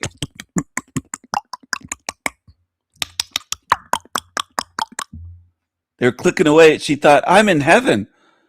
No, you were in Tigga Town. You were in Tigga Town. They were trying to get you to live in a Tigga shack. Krista, you got deceived. You got duped. You got duped, Krista. I hate to break it to you, but you got mind fucked. They fooled you. They love bombed you. They messed with you. And it's so obvious, but you still can't see it. You can't see it. What's wrong with you, Krista? What's wrong with you? I got to share some new memes here. A lot of you, well, I don't think any of you really, unless you were here earlier, the very beginning of this live stream. Yo, Tiggas, I love watermelon too. This is watermelon loving Jesus. This is watermelon loving Jesus. It isn't just the Tiggas that love watermelon. Look who loves watermelon. This guy loves watermelon too. He loves watermelon. Look at this Tigga. That's Tigga Jesus. He loves the watermelon. My goodness. He loves it as much as the Tiggas. He says he loves watermelon too. And I have another one as well. There's more Jesuses than you could shake a crucifix at, as Salty Siren says. Here's another Jesus that popped up today. And I think it might be the hero of Jack Talcott. This is vegan Jesus stuffing a carrot into his mouth. This kind of looks a bit like Jack if he wasn't old and haggard and if he had, well, if he was not ugly, if he wasn't completely ugly looking and gross looking and looking like a corpse. He thinks he looks good, but this Jesus is a lot more attractive than Talcott. But this is a vegan Jesus. And I think Jack would suck on a carrot. I bet if you put a big carrot in front of Talcott and said, "Here, do you want this? You want this, vegan?" I think he would go for it. This is vegan Jesus, everyone. He just became a vegan, though. He hasn't been a vegan for years, or he would look very sickly, like a skeleton. This is just the beginning of vegan Jesus. Day one on a vegan diet. Day one for vegan Jesus. Let's get back to Krista. I wonder if she meets any Tiggas in what she believed was heaven. Playing my wedding song, and she was playing my wedding song that my now ex-husband and I had danced to at our wedding. And so they were trying to like bring me back in the hospital. But what had happened was I had an amniotic fluid embolism. And what it does is amniotic fluid got into my bloodstream. My body saw it as foreign. It created these little microclots that circulated back to my lungs, blocked off my lungs, the vasculature. So that's why I couldn't breathe. So they will talk in detail about health problems, but they'll never look at the big picture and say, why? Why do these problems exist? Endless, thousands and thousands and thousands of kinds of problems, things that can go wrong with the body. And these idiots never go, why? Why? What's the point of this, having these defective bodies with thousands of things that could go wrong any moment? What's the point of this shit? Why? They never do that, though. They'll just list their they're like zombies, just total zombies. That's the world this is. And that stopped my heart. So that was 8 minutes. They documented. I didn't, they coded me for 8 minutes. They did not do compressions for about 2 minutes while they were delivering my daughter by emergency C-section. And then once they got the bleeding under control, because then I was bleeding excessively, which is what happens in some patients with amniotic fluid embolism. Where were you bleeding? Out of the C-section incision, out of your vagina, out of your butthole? Were you bleeding out of your eyes, your mouth, your nose, your ears? Where were you bleeding exactly? Go into what's called disseminated intravascular coagulation, which is uncontrolled bleeding. Okay, but we're more interested in the near-death experience. And why are you back here? So I was in the ICU, intubated, and they induced a coma medically with medication to help my body heal and to recover from the trauma of the delivery and the resuscitation. So the chances of me surviving that were very slim. The two together, amniotic fluid embolism and then a DIC, was like, I've had multiple colleagues, because that was right after I graduated PA school. And then I went on to work for 25 years as a PA, and I worked in the emergency room for many years. And I had colleagues say to Instead of PA, can you just tell people you were a physician's assistant? Because not everyone knows what PA means. But I notice every PA just says PA. And then they want people to ask, what does that mean? So they can, they're all like this. They're all like this. Just like registered nurses, they'll always say RN. They'll never say registered nurse. You'd have to pry it out of them, like with the pliers, basically. And that's how weird they are. So I'm not surprised that she's that. Not surprised at all.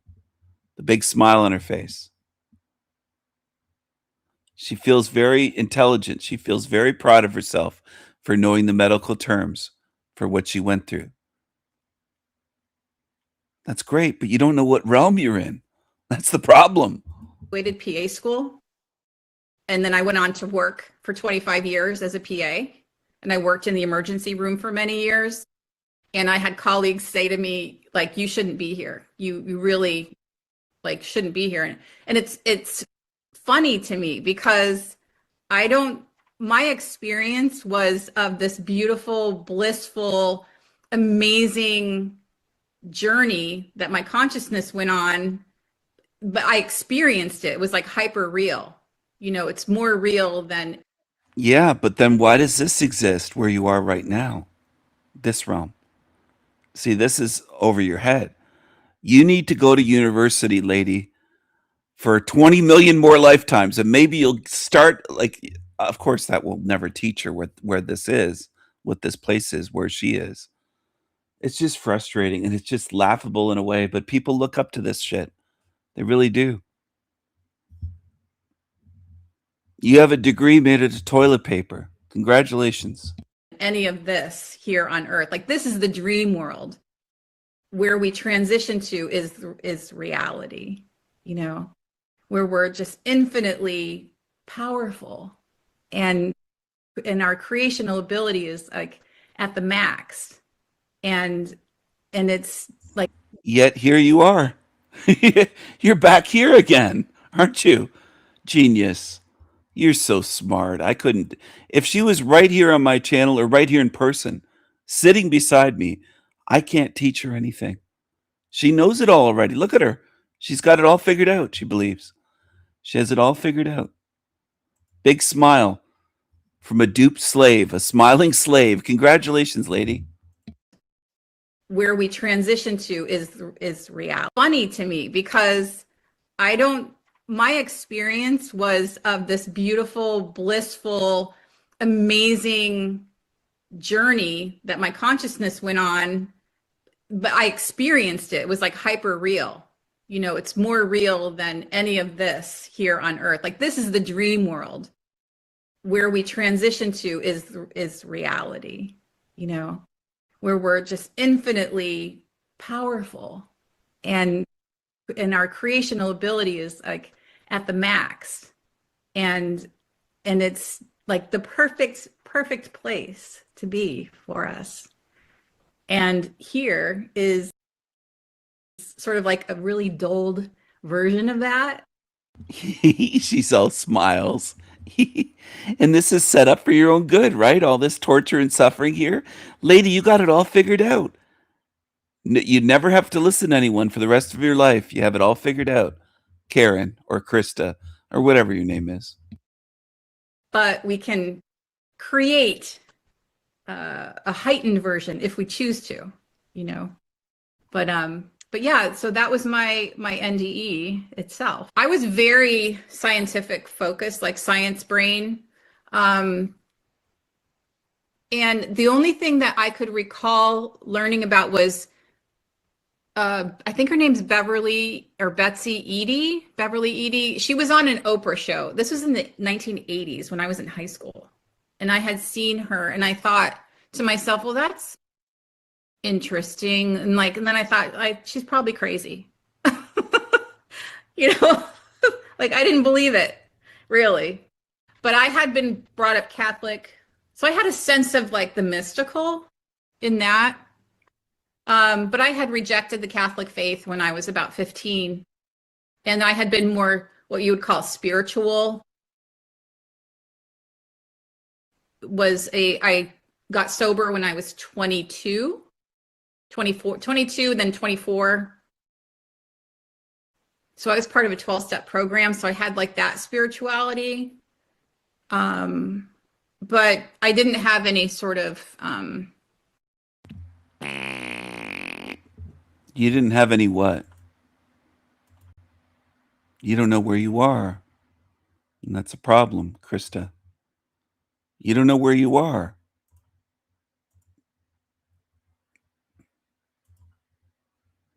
Let's check this out. TikTok's bonnet and weave queens. Bonnets and weave. I'm working. The logs say otherwise. And The system glitches. A mother tried calling 3 times. You hung up 3 times. I just didn't feel like working. Stand up right now. I didn't feel like working that day. That was Crenshonda Latrice Williams, 23 years old, 18 months on the job as a 911 dispatcher for Harris County, Texas. And in that moment, sitting at her console on the 5th floor of the Emergency Communications Center on Travis Street in downtown Houston, she had just admitted to failing a family in the worst way imaginable. What investigators had uncovered in the weeks leading up to this confrontation was a pattern so callous, so indifferent to human suffering, that seasoned detectives struggled to process it. 47 emergency calls over 10 months, medical emergencies, domestic violence, car accidents on I-10 and the Katy Freeway, each one answered by Crenshonda Williams, each one disconnected within seconds. I beg your pardon? But it was the Williams calls, 3 desperate pleas from a mother. Disconnected in seconds. She just hangs up on people. This ticket just hangs up on people. And people still say we're all the same. You're racist. How dare you say anything about the darkies? This is what they do, though. She didn't feel like working, so she just hung up on callers. Hung up on callers for months. Trying to save her 4-month-old son, that would send this case to trial, to national news, and ultimately to a prison cell in Gatesville, Texas, a $1.4 million settlement paid by Harris County taxpayers, and a mother who will never stop asking why her son never had a chance because someone couldn't be bothered to do her job. If you're non-black, have y'all noticed that the whole world has to stop the moment a black Jezebel don't feel like doing something?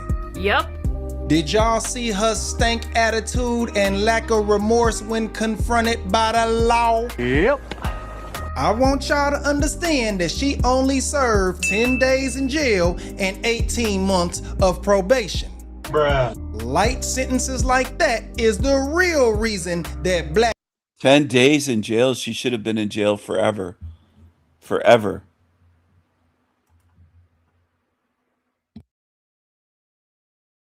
months of probation. Bruh. Served 10 days in jail and 18 months of probation. Bruh. Light sentences like that is the real reason that black men can't protect the black woman. What you talking about, Willis? I'm talking about the law not getting involved so black men can take off our belts and give her a biblical ass whooping. She missed 47 calls, we'd whoop that ass for 47 days and 47 nights. If America let proper men run the community, we'd have caught and corrected this behavior when they was kids so they don't turn into children in adults' bodies by the time y'all gotta deal with them. But since America chose radical feminism, now y'all gonna get stank attitudes and bonnets with a side order of black fatigue.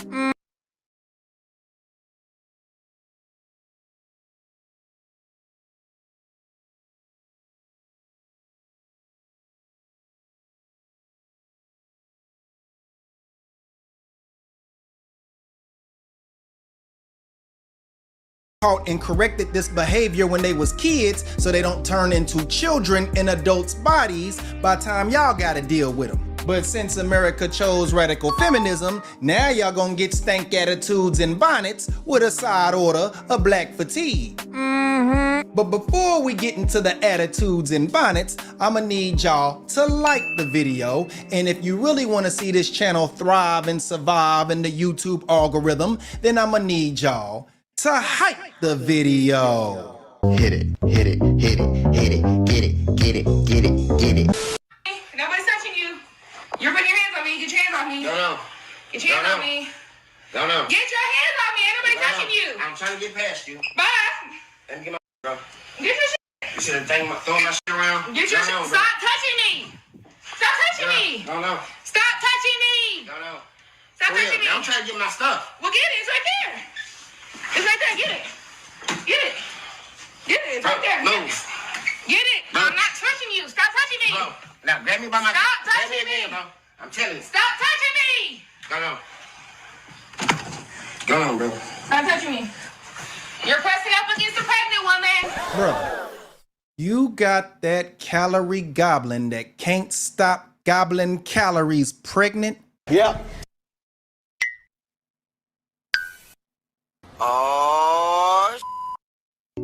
That woman is in her 20s and looks like somebody's grandma.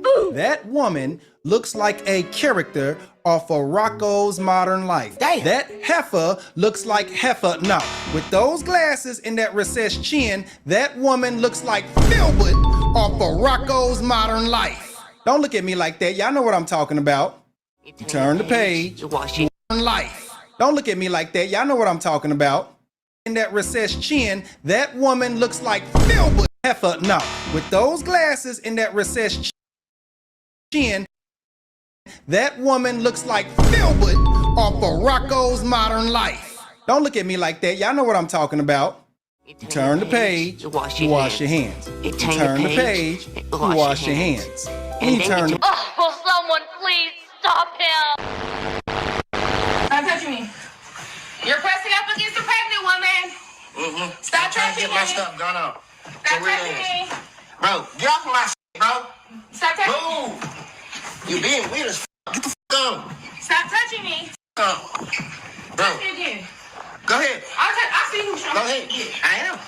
I know when it's one good time for you to hit me and it's on camera. Watch this motherfucking barrage. You're not pregnant. I don't give a damn, bitch. I'm gonna beat it out you. Beat it out me then. Stop what you tell. Ooh, she socked him.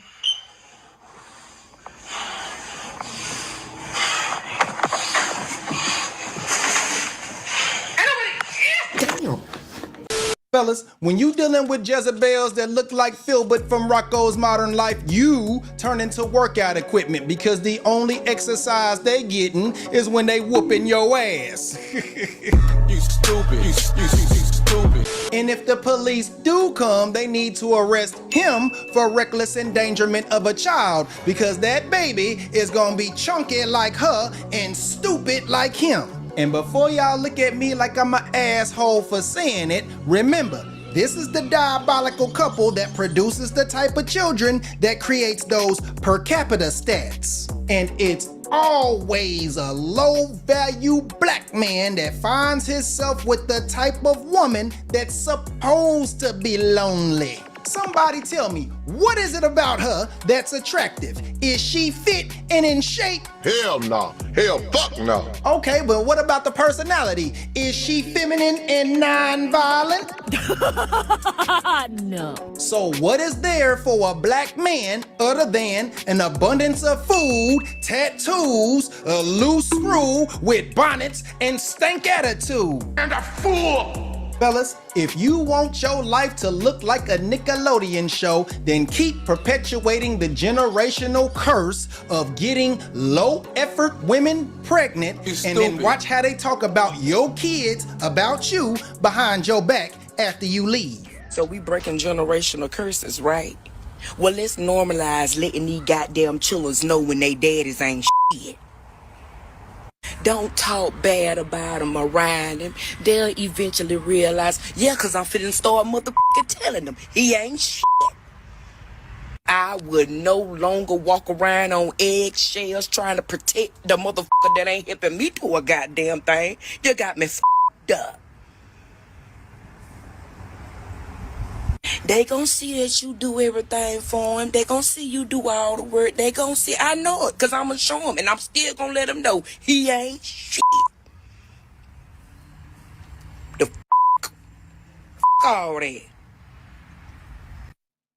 Can somebody tell me which one of you ninjas got Guy Torre pregnant?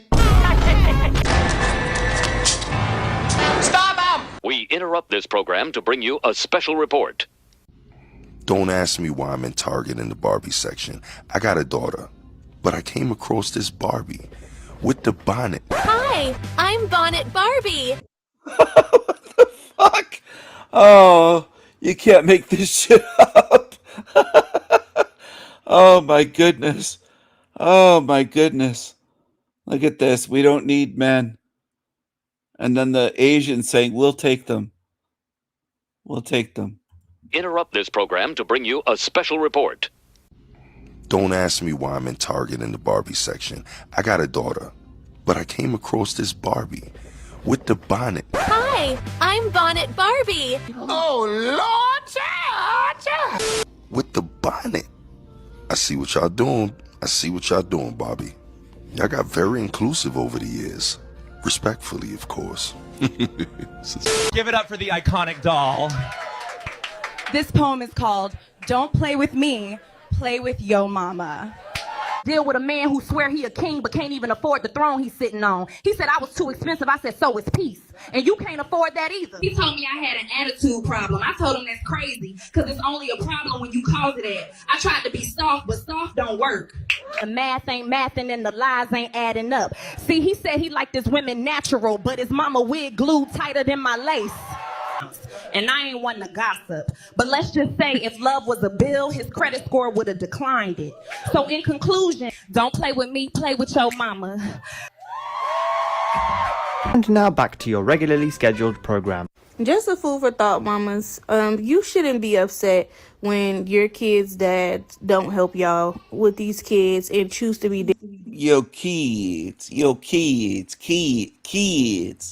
Kids. deadbeats. They're actually saving you and the kids. You got to think about it. I mean, and I hate when people say, y'all should have chose better dads. Do you think if these men showed us these colors while we were in relationships with them, we would have had kids with them?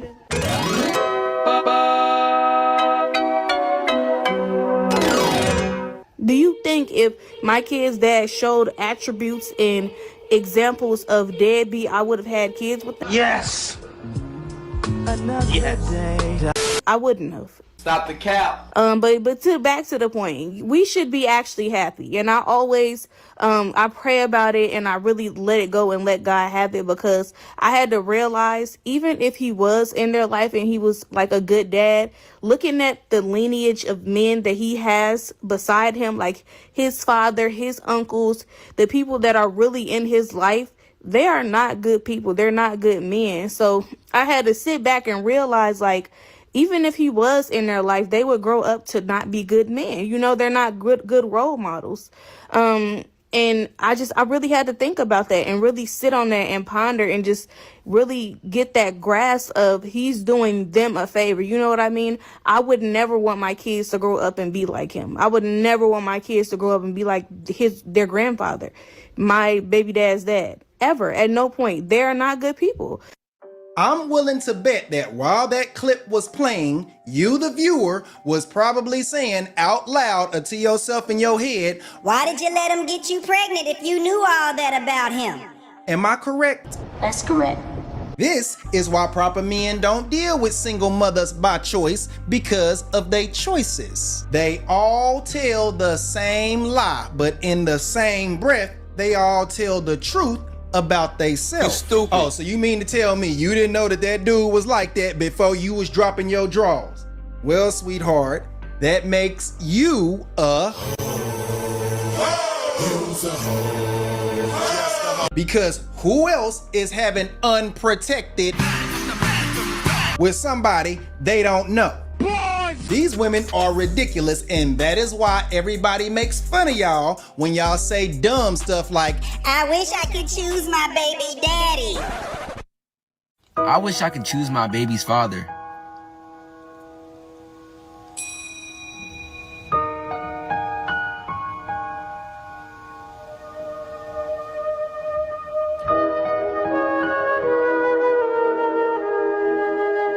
And for all you step dummy clowns out there that still need proof that the single mother you dealing with was and still is a 304. Oh, you didn't have a Valentine this year, but you were sexually active. Yes, because I'm a hornball. Hornball. Told you. I told you. You ain't tell me shit. I don't want to be in a relationship, nor do I want the commitment or ties to a man. She belongs to the streets. Sometimes a bitch just has her needs. God forbid I want to get fucked. Let's start allowing women to have without saying that they need to be tied to the man that they had with, please. But wait, there's more. So let me give a shout out to all my queens. My fudge queens, my butter almond queens, my cinnamon queens, my nutmeg queens, my sweet brown sugar queens, my pistachio queens, my African vanilla queens, my African lemonade queens, my shout out to all the beautiful black women. Miss Good Coochie, what kind of name is that? Miss Good Coochie. Wait a minute, was that a snow bunny? Miss Good, wait a minute. Meanwhile, Y'all get on these apps and talk about everything, especially y'all men. Y'all get on these apps and talk about everything, but why y'all pick and choose what kids y'all gonna take care of? Like, can we talk about that? That's something I want to talk about.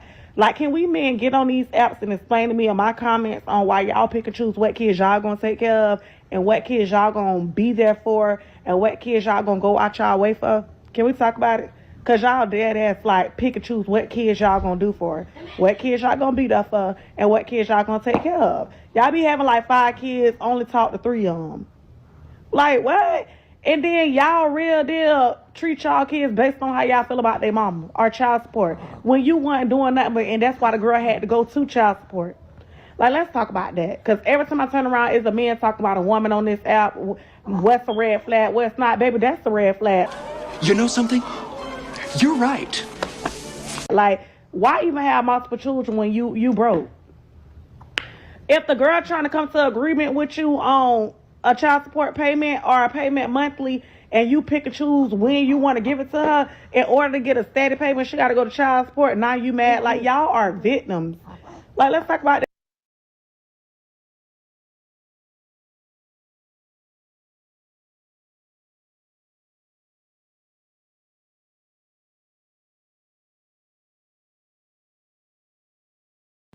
Hello. Hello. Hello. Hello.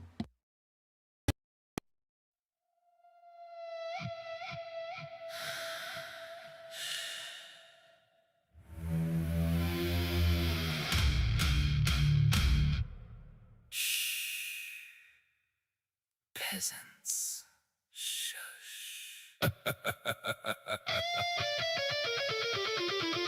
Listen. Listen. El Diablo. El Diablo. Your darkest dream. Irish coffee and cream. The cream of the crop. We love to be on top. On top. On top. El Diablo Radio International is the hottest show in hell. Choose wisely. Choose freedom. Stand against petty little demons. Stand against Team Evil. Losers, druggies, and boozers. Losers! Losers! Weak little pissants. Peasants. Cockroaches! We are winning! El Diablo. El Diablo. Naughty cheeky devil. El Diablo. Handsome devil. Makes ladies swoon over the moon.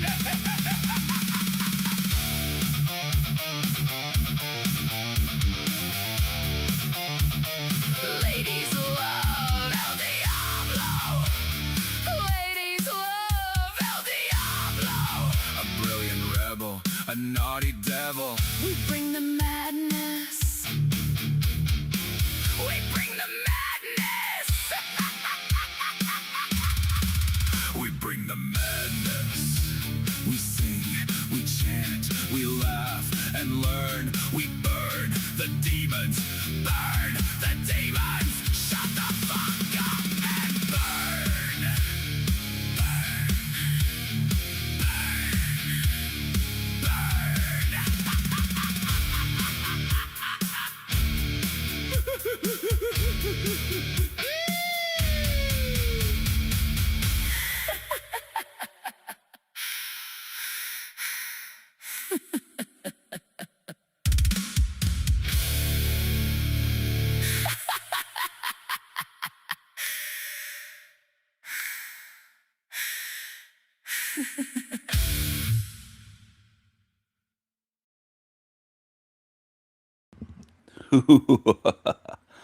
That's a new song. That's a new song.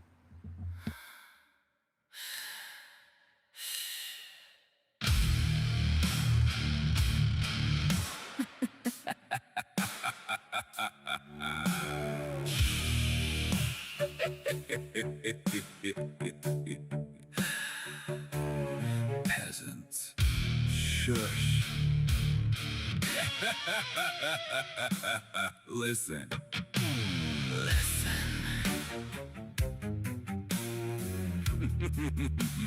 Listen. El Diablo. El Diablo. Your darkest dream. Irish coffee and cream. The cream of the crop. We love to be on top. On top. On top. El Diablo Radio International is the hottest show in hell. Choose wisely. Choose freedom. Stand against petty little demons. Stand against Team Evil. Losers, druggies, and boozers. Losers! Losers! Weak little peasants. Peasants. Cockroaches. We are winning. El Diablo.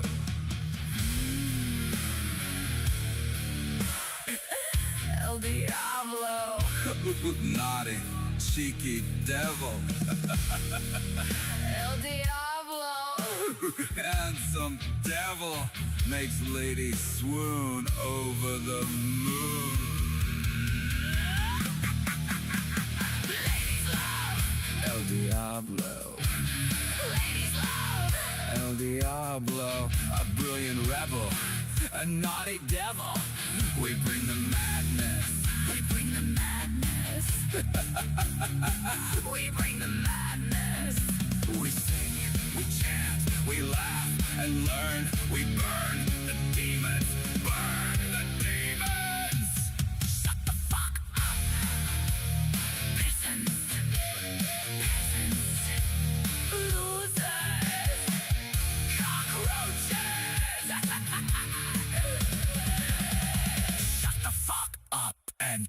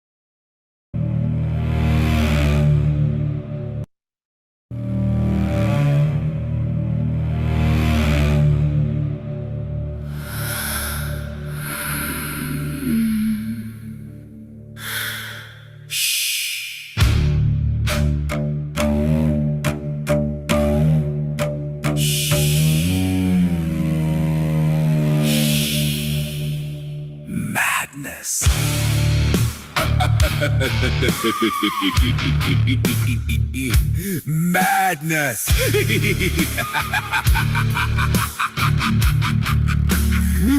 Madness.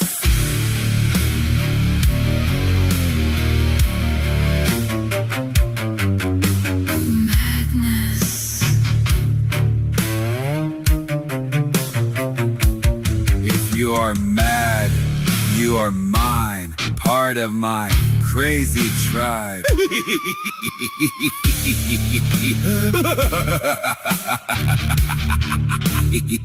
If you are mad, you are mine. Mine. Madness. Madness. If you are mad, you are mine. For only sanity can I despise with any ill rejection. Same, the same, they're the same.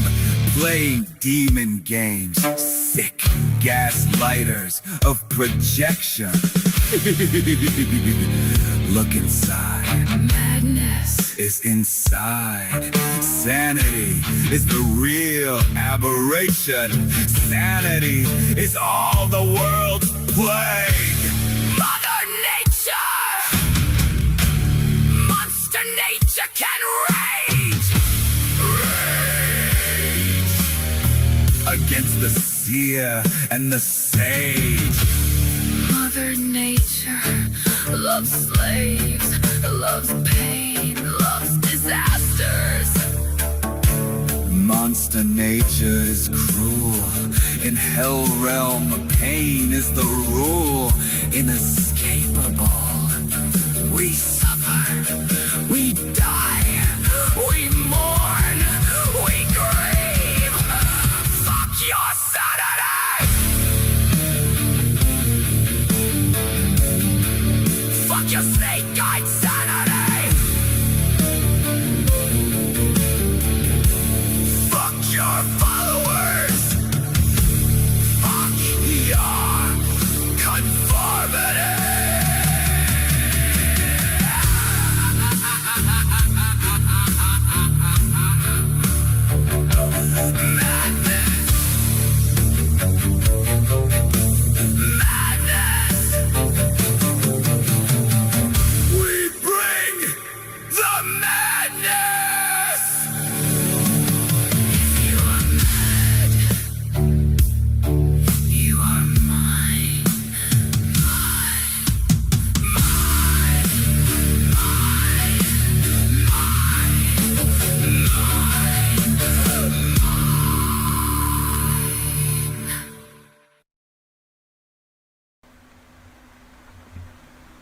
Hello, everyone. Hello. Welcome to another Esoterica video. Another in my Esoterica series. World famous Esoterica series. The greatest series on YouTube. Let's explore this topic together. Do you want to explore with me? Let's explore this together. Fallen world.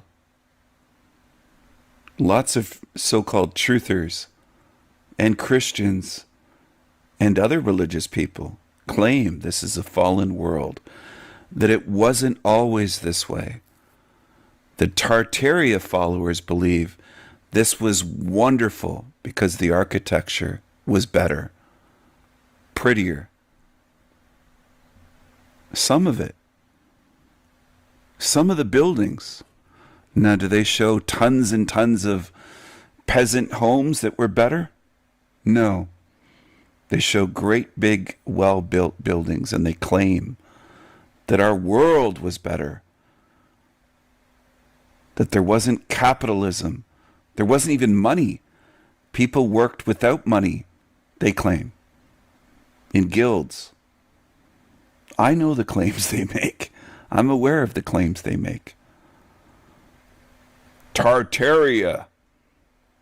These primitive nomadic looking people from the other side of Russia, they believe, ruled the world, and it was all Tartaria. The whole world was. All one system, one people, peaceful. Until some snakes took over. I mean, it just seems like the same old story retold as the Bible. Over and over again. With the Nephilim and the fallen angels and the fall of man, the fall, the Garden of Eden. Eve ate the apple from the forbidden fruit. Maybe it was an apple, maybe it was a fucking pomegranate, maybe it was an avocado, maybe it was an olive. Whatever it was. That's the story from the Bible, from the Old Testament, from the Torah, the Hebrews. Somehow that's Christian. I don't know how, but Christianity seems to be linked with the Jews, with the tiny hat Hebrews. Old Testament, New Testament in one book. They call it Judeo-Christian. It's fascinating to me how they're polar opposites, but they're linked. And people don't question it. People in this realm don't question anything. People! So the story goes that the world became fallen because Eve got Adam to sin. She was tempted and then convinced him, here, eat this. And the snake, the serpent in the garden, tempted her. You don't want knowledge. Then they realized, oh, we're naked and all that stuff. But anyway, what I'm getting at is, it's a story retold over and over and over and over and over again in this realm. That this place was Eden or was a paradise. Ask Kismet Spiral. She'll tell you this place was Eden. That we're in Eden. We're still in the garden. It's a paradise. Mother Earth. Gaia. And this is what people want to hang on to. So-called truthers, religious people, normies. Almost everyone in this realm clings to feel-good, stupid shit with no real evidence. Hey, psst, psst, let me whisper in your ear. Let's get dramatic here and theatrical. Psst, psst, shh, shh, listen. Listen, man. Listen, lady. If this place was wonderful, if this was a garden paradise, and some entities came in and hijacked it, some aliens or entities or Anunnaki or all these different stories, but if it was created by a good, all-powerful God being, why hasn't it been fixed in thousands of years, possibly hundreds of thousands, possibly millions of years of it being evil, taken over, hijacked? Where's the good God to come in and set it right again and fix it? Well, it hasn't been. So if it was good, created by a good creator, why don't they come back and fix it? Wouldn't they, an all-knowing God, realize, oh, my good creation's been fucked with and corrupted. It's been taken over by evil. It's been hijacked. I better get over there. I better fly over there or transport myself at the speed of thought from one point to another to the earth in the matrix and fix it and restore it to the glory of what it was. And again, I'm laughing because people believe this place is fallen. Well, why would it stay fallen? Is the obvious question that almost no Christian asks. And even truthers like Jinji Joshi, the Jincel Joshua, he says he believes this is a fallen world. Well, pick up your Freemasonic Hebrew Bible and kiss the cover of it with the compass and square and the G and say, yes, the Bible has it right. It's a fallen world. Really? Well, is your God impotent to fix it then, your creator? If it's a fallen world, what created it? What made it good? What made it evil and made it fall and corrupted? And why hasn't it ever been fixed or restored to a good world, a good realm? And he buys the Tartaria shit too. He says that it was better, and What's on YouTube, it must be true, right? Right? That whole Tartaria theory that John Levi pushes and Martin Leidke, a.k.a. It's Leidke. It's Leidke. It's not lied to. It's not Leidke, he says. It's Leidke. It's Leidke. I should ban you. Crimes of Beauty, he said to me when I had a channel called Crimes of Beauty. I went over there and asked him if he's a Freemason and asked him if his name has lie right in it. Lied. Leidke. It's Leidke. It's Leidke, he said. It's Leidke. And others push that. You can believe any of the shit you want on these shit channels. They have a reason to lie to you. They make thousands of dollars every month from YouTube. They're monetized. They have hundreds of thousands of subs, millions of views. They get lots of money to lie to you. They don't care if you're telling you the truth. Maybe they aren't even consciously lying to you, but they'll go along saying, here's where the money is. And they're not thinking, I'm going to lie to these followers. Ha ha ha. They're just thinking, this is making me loads of money. I don't have to work a job. They might get 3, 4, 5, 6 grand, maybe 10 grand a month. Some of them. John Levi might be getting tons of money. He has a lot of subs. Hundreds and hundreds of thousands subscribe to his channel. It's okay, though. You can believe any feel-good shit that you want. He starts off his videos telling you, I love you all. God bless you. Or God bless. Something like that. Either God bless you or God bless. Wonderful. Well, where's your good God? Is my obvious question. See, when I say it's an obvious question, it might not be obvious to humans. Now, humans get upset with that, saying, well, he thinks he's superior. Why don't you humans as a collective species ask these fucking questions? Because there might be something wrong with you as a species. If you can't look at that and go, where's the good God then? What do you mean, God bless me? Where is this good God that you're saying blesses me, or you're wishing it to bless me? Why are we in a hell realm if it's reigned over by a good God? Our God is an awesome God. Our God is an awesome God. He reigns from heaven above. Well, if your God is awesome and it reigns from above you, it reigns over the earth, why is the earth so shitty, full of evil, lies, deception, disease, cruelty, suffering, pain, endless here? I could show you forever evidence, mountain ranges of evidence, sky high. It doesn't add up. What you humans believe and preach doesn't add up.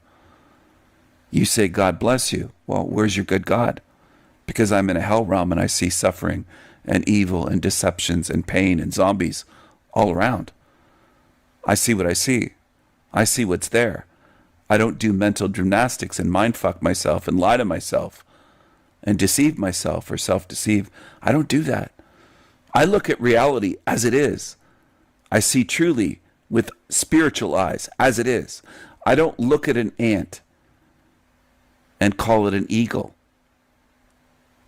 or a falcon or an elephant. I look at an ant and it's an ant. I don't try to make it something else. I don't look at hell realm and pretend it's paradise, or that it could be, or that, oh, it must have been. It must have been paradise and it just fell. It's a fallen world. Where's your evidence for that, please? I should pause here for minutes and just let people ponder that. Where's your evidence, religious people and truthers, YouTube truthers as they love to call themselves, Kismet, Spiral, Joshua, and others? Keep saying, well, this is a fallen world. Where's your evidence, please? Do you have any? Or is it just you're making it up, or you're just repeating what you read in the Bible? Are you going back to the Bible again? A lot of truthers do that. They circle back. They regress back to the Bible. They think that has the answers. Is there evidence beyond that book to support that book? Or are you saying it's true because it's in the Bible? How do you know the Bible's true? Well, it's in the Bible, they say. How do you know the Bible's true? Well, it's in the Bible. It's that circular reasoning that's ridiculous. And that's the state of the religious mind of this realm. The followers, the culted, the cultees, the cult followers. Not just the Bible. Not just the Torah. And not just the Talmud, which is evil, in my view. Not just the followers of the Quran. Not just Buddhists, Taoists, Hindus.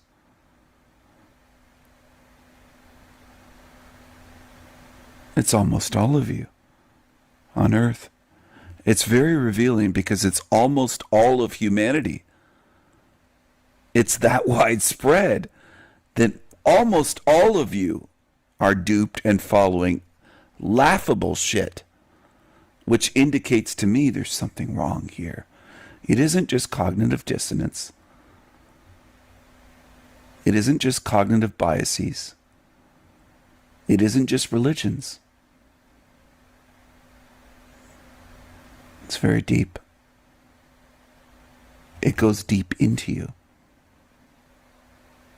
I think it's spiritual. Because you could say religion's mind control, this is mind control, people are taught this, they're raised this way. I'm familiar with all that, the programming. I think it's deeper. I think it's spiritual differences. And I might be the only one to delve this deeply into that. That viewpoint is very different from all the other stuff. I think there are spiritual differences that explain a lot of this realm. And why so many of you are willing to kill. You're willing to fight, kill, and die for what's invisible to you. You have no evidence of a God or a loving God, but you're willing to do that. It is interesting.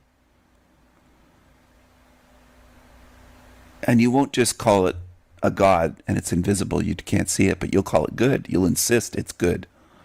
Well, is it? This doesn't look like a good creation. This doesn't look like a good place. And then they'll circle back to, it was, but we caused it. We ruined it. Adam and Eve, or these evil snake beings that came down, or the mantis beings, or the Anunnaki, Enki and Enlil came with their crew, or something came in and fucked it up. And it's never been fixed since. No entity, no God has come along and said, hey, we got to restore that place. It's fucked up. People are being tortured and babies are slaughtered and there's millions and millions of abortions every year and there's millions of deaths. It's a horrific place with deformed children and disabled children and over 10,000 named, documented, diagnosable diseases for humans, and there's diseases for animals. It's a fucking hell. It's a cesspit. It's a hellhole. It's a sewer matrix. It's hideous and dark and disgusting. We have to correct this. We can't leave it like that.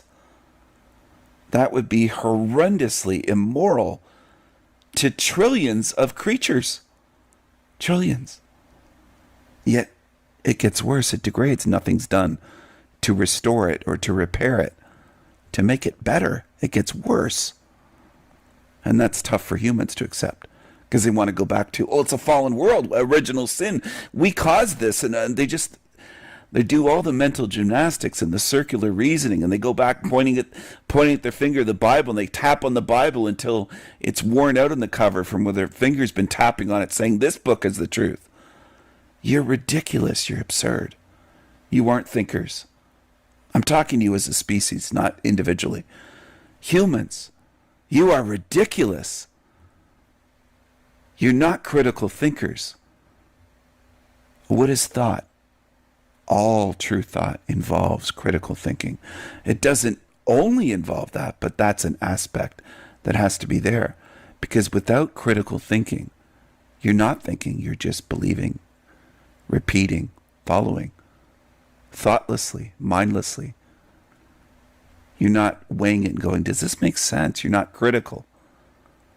The pieces don't need to add up. It's just belief and faith. You need to be a critical thinker, or you're just a believer, a follower with faith, without evidence. Blind faith is what they want from you, which is the way I would say most humans in this realm seem to have at least an element of blind faith, if not a lot of it. If you're religious, well, so be it. But is that evidence? No. Is it thinking? Is it true thought? No. No, it isn't. So then what are you? What are you if you just believe, have faith, and believe, have faith, repeat? Believe, repeat, have faith, believe, repeat. What are you? Well, you're a sheep, and the Lord is your shepherd. Your God, no matter what you name it, no matter what religion you are, makes you a sheep, a slave. And you think that's good. You religious people do. And the religitard truthers think it's good. But let's get back to this fallen world shit. So if it was fallen, let's say it was fallen, just take the biblical, I think it's the Orthodox Christians that would say it's 6,000 years ago. Well, why has it never been restored? You're going to be punished because some beings in a garden ate some forbidden fruit, or fruit that some beings said, don't ever eat that. Does that make sense? And if it's just a metaphor for they disobeyed God, they did some other thing that was called, maybe they had sex and they called that eating of the forbidden fruit, or they ate flesh or something. How and why should we be punished? Not just you and I, all of us here on earth forever for what we didn't do. I didn't do that. So I should be born and punished in hell realm for what someone else did 6,000 years ago. Well, that doesn't add up. Original sin has never added up to me. Maybe it does in the minds of the mental that do mental gymnastics that they love to do. I think humans feel good doing that. It makes you feel good to do mental gymnastics instead of to think critically. I think most of you as a species prefer that. I think you're very different from me spiritually. And one day I think those differences are going to be very apparent and undeniable. And most likely it'll be too late for the ones to change. Because that's another part of humanity that I've noticed. They want to change after it's too late. Okay? You can warn them and show them, and it's always after it's too late. I don't think that's a coincidence. I think there's something about this realm fucking with us. It's a demonic game of sorts of this matrix. To frustrate us, good spirits that want to help and don't want people to fall into traps, and we want to be listened to and heard. A lot of this system fucks with us. The fallen realm or fallen world theory doesn't add up. Hijacked realm doesn't add up. Because nothing has even really attempted to correct it or restore it to what they claim it was. I don't believe this was a Garden of Eden or a paradise or a great realm. Do I think there's been various periods of architecture? Probably. Could that be another matrix trick? Yep, sure could. Could all of human history, as people believe it, going back to, let's say, pre-World War I, let's say pre-1900, or maybe even 1850s, before that, it might all be fake. The Matrix might have started then and given you this false narrative of false history. It's all invented. It's all fiction, like reading a novel. That's a possibility. I'm not claiming I can prove that. I'm saying it's a possibility. It's one of the possibilities that makes sense. That most of what you believe happened is fake. They told you about the Dark Ages, for example, and medieval tortures that people were put through. Maybe it never happened. Maybe the story of Jesus never happened. Maybe the stories they give us of ancient Rome and ancient Greece didn't happen, and ancient Persia and the Spartans attacking the Persians and all that kind of stuff. And maybe that never happened. It's a possibility, isn't it? If you really think about it. Because why would you trust the history they tell you when they lie to you about everything in our current day? Everything. Sometimes people ask me, and I love it, when they say, Stephen, what have they lied to us about? I kind of get a smile on my face.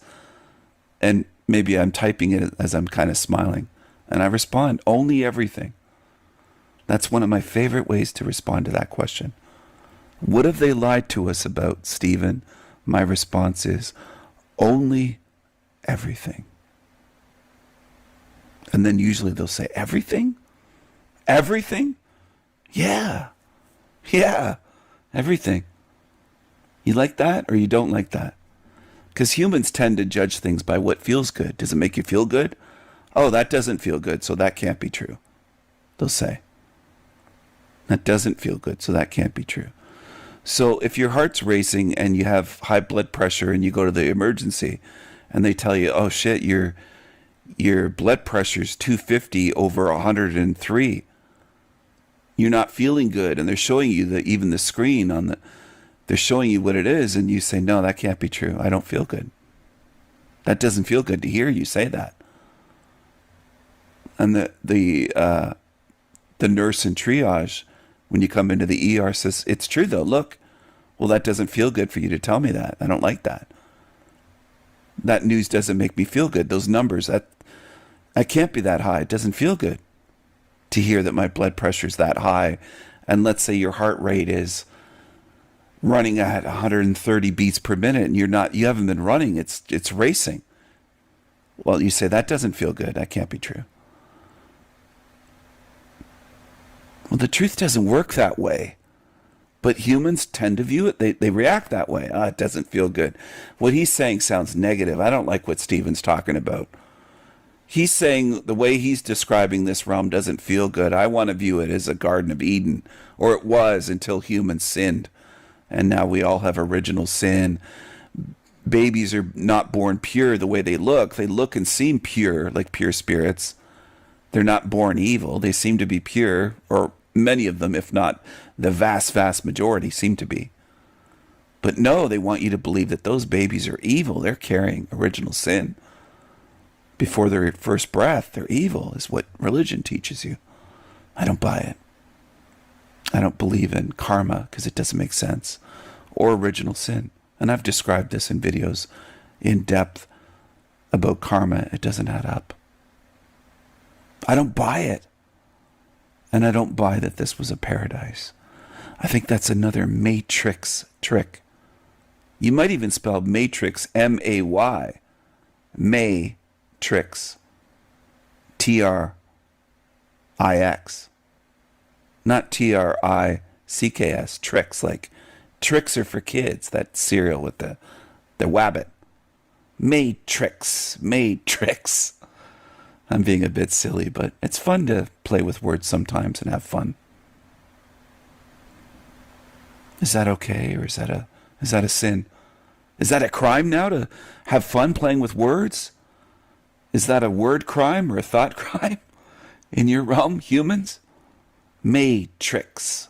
Matrix. Well, this is a realm of tricks. Trickery. Deceptions. Schemes. Psyops.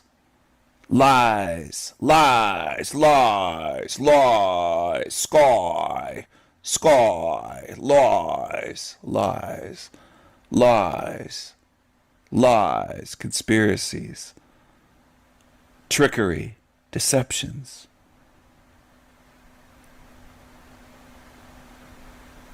So why would you think anything other than that? Why would you think, well, this place wasn't this way? It's completely this way now, but it wasn't always like this. Well, isn't that a huge assumption with no evidence? Where's your evidence, please? Can you show me something? Or at least connect some dots and show, well, it makes sense if you look at it this way. Never seen anyone do that. You just want to believe that this place was a paradise. And we're in a fallen world now, but it was so wonderful. It was a paradise. It was a Garden of Eden. Well, that doesn't add up at all. History itself doesn't add up in this realm, which is why it seems like a matrix of tricks. Tricks. Not the cereal. Not the sugary cereal. Matrix.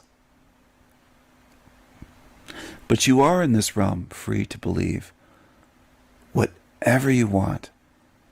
You can believe in the tooth fairy if you want to. As a grown adult, you can. It doesn't make it true.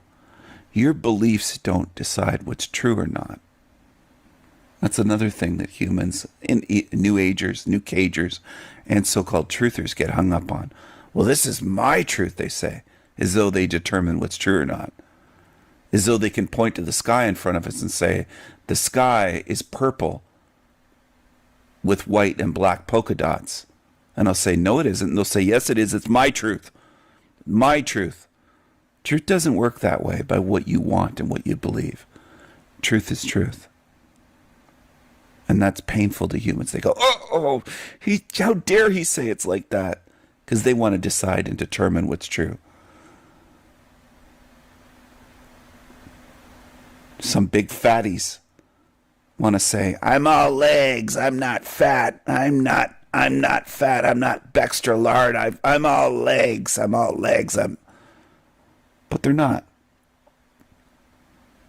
Some short little manlets like Talcott want to claim that they're not short, let's say. He might want to say he's tall, but he isn't.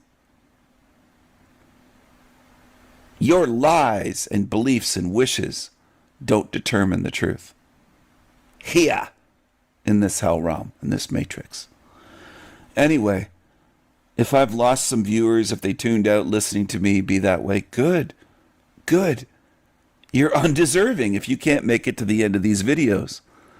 If you can't listen this long, you're undeserving. So the undeserving are gone, and maybe now I have the real ones.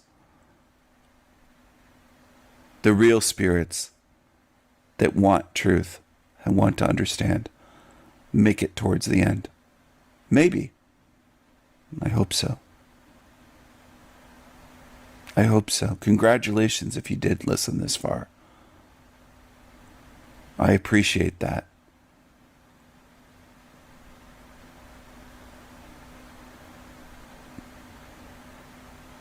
There's no real indication or evidence to show that this place was good the way so many wishful thinking syndrome humans wish it was.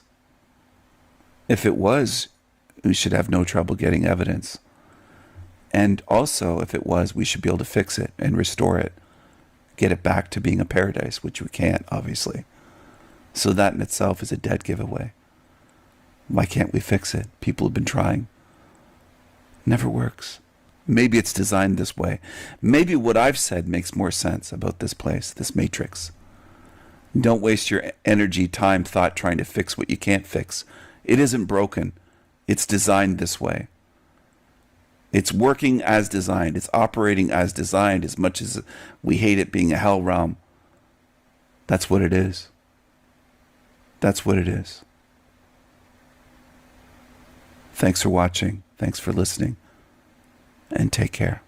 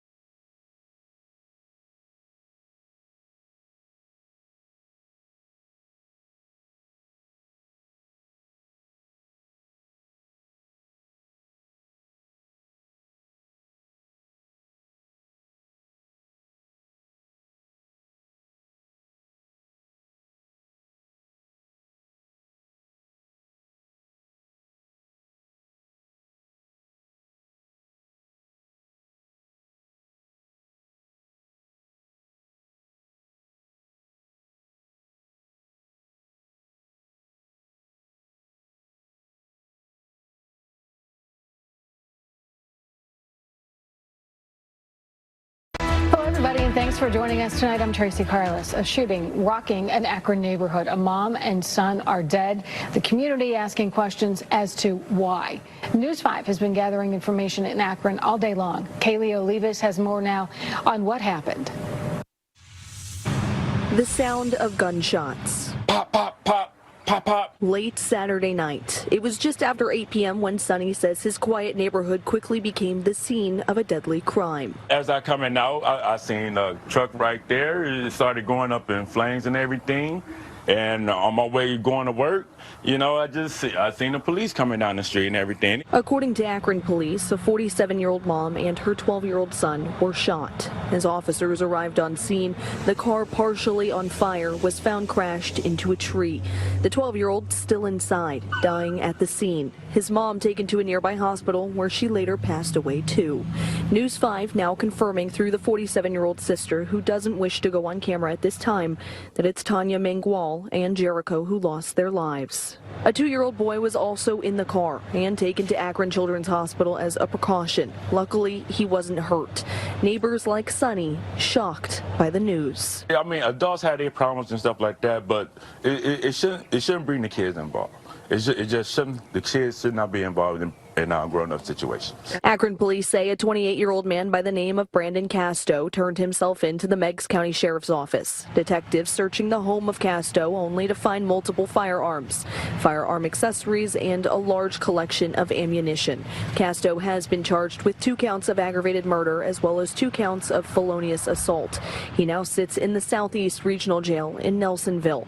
Akron Mayor Shamus Malik saying in part, quote, "We owe it to the victims in this shooting and to the victims in all violent incidents to confront the evils of violence head on, and that is what we will continue to do." As always, if you know something, say something. Police are encouraging anyone with information to call the Detective Bureau. We'll of course continue to follow through. For News 5, I'm Kaylee Olivas.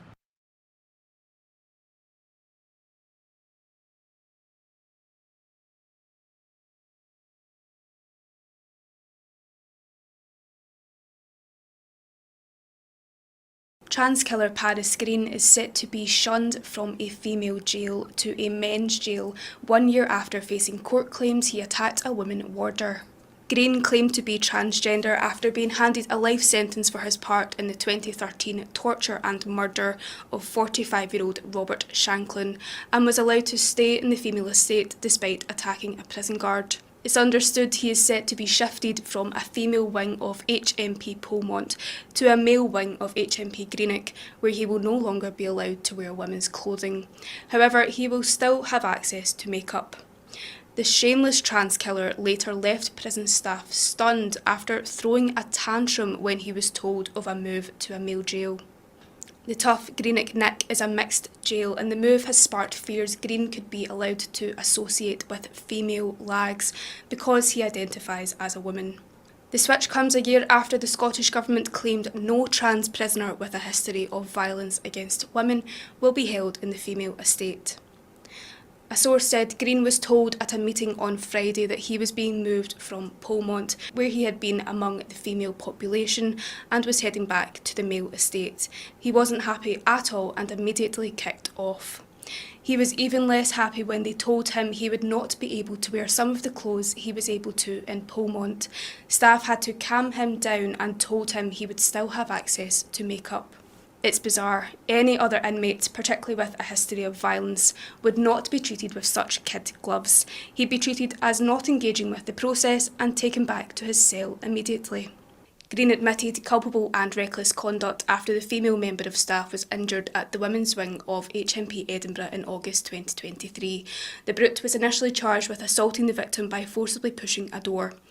But Green admitted to the amended charge and was admonished at Edinburgh Sheriff Court in March last year. Despite the conviction, Green has been allowed to remain in the female estate for 12 months. In January 2023, then SNP Justice Secretary Keith Brown introduced measures that mean no transgender prisoner with any history of violence against women will be placed in a female prison.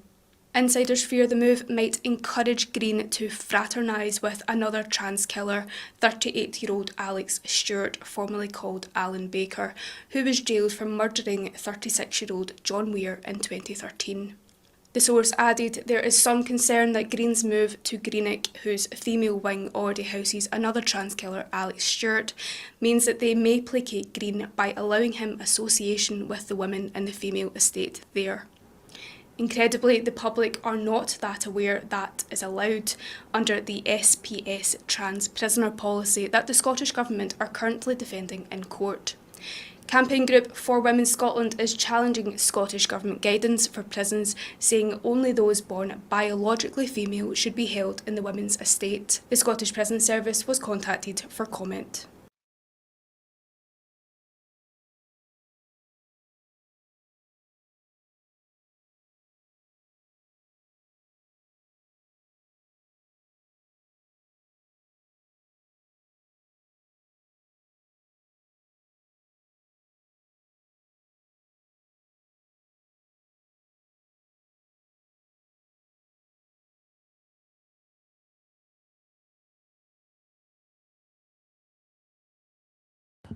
Hello, hello, good night, wherever you are.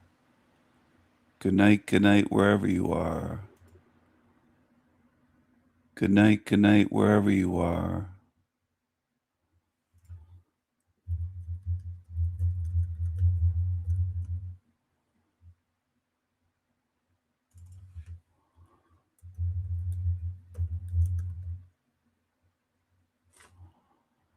Good night, wherever you are.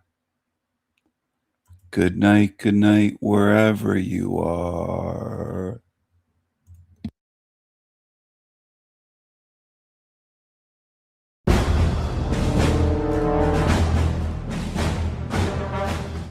Hey guys, this video is going to be totally unscripted and totally off topic from what we're going to usually cover. And I don't want to say that it's going to be a rant, but it's observations that I've had. And I've had people ask several questions over the last couple of weeks, asking essentially what my philosophy on living the way that I live is and why I train the way I train. And I don't think these are questions that people have really ever asked me before, but I believe they're starting to see a lot of negativity in the world, and it's negativity that I pay attention to more than most people. So they're asking me, I guess in a way, why I think the way I think, why I do what I do, why I train what I train. And I think they're asking me because they are kind of interested in this format, this understanding, this philosophy. And without talking to them for more than 5 minutes at a time, which I lose most people's, attention span, I can't explain it to them thoroughly enough. So I wanted to sit down and actually go over this because I've been asked this more than I thought I would, and I've had more people listen to me than have listened to me in the past, like are genuinely interested in what I'm doing and saying, and that's unusual. So I wanted to talk about kind of, I guess, the state of the world and why I've adapted to what I've done, and how I've adapted, I suppose, to the way the world is. So I wanted to start out first with what has been the most glaring, significant issue in my eyes about my philosophy of the world we live in, and that is going to be the Epstein files. I want to keep this short because a million people have talked about it, and you guys are, for the most part, already up to speed on it. These came out and essentially told us that a decent percentage of our current sitting government and most important, powerful lobbying figures are currently either actively molesting children using your money, and they are either doing that, which is the least worrisome thing that they're doing, which is crazy to say, or they are possibly highly suggested cannibalizing kids. Probably the most crazy thing I'm ever going to say on this channel. 2 words, a sentence that shouldn't even be assembled in the order that it was assembled. And we are paying for it, right? Our taxes are paying for it. They are using our money that we are giving them, our time and labor, to do that event. Like, that's what they're doing. Our Saturday and Sunday is this. Their Saturday and Sunday is that. It's a totally different world. And enough people are doing it, and they have enough power where they are currently not in jail for it, and they're not even being investigated. That's huge. In my mind, I can't think of a better way to explain to somebody in a way that they would understand, because this is something that universally is understood is not okay and is universally like an issue. Like, this sits in the back of, it should sit in the back of most every person's mind that lives in the country of the United States and most European countries, because you're involved too. So the reason I bring that up, right, the reason I want to start there is because this shapes my philosophy towards the world. Knowing that I am paying for it with my taxes, time, and labor, I want nothing to do with that. I can't myself make change, non-violent change, by just going and lobbying to an also locally corrupt politician, right? And we all know that. Like, I'm not saying anything that you guys don't already know. And please understand, I'm not talking to you guys in a way that I mean to be negative. And this topic, though it is technically going to be kind of negative, I'm not trying to speak to you guys like you don't know this information. I just want it to be crystal clear to somebody who may not be up to speed on it. So that's one of the big ones. If I can find a way to not pay them $1 for anything that I buy, right? Because there's taxes applied to anything. If I buy food, taxes. If I go out to eat, taxes. If I purchase any building material, taxes that go to them. If I use any of my utility services, electric, water, freaking gas, whatever it is, that money also being siphoned to them somehow, because they have large vested interests. Him not paying them the equivalent of 3 cents is starving them out by living in this pallet shed. I guess this is this Gingy's idea. They'll starve them financially, and it's not going to make any difference at all. He's just fooling himself. This is common in this hell realm.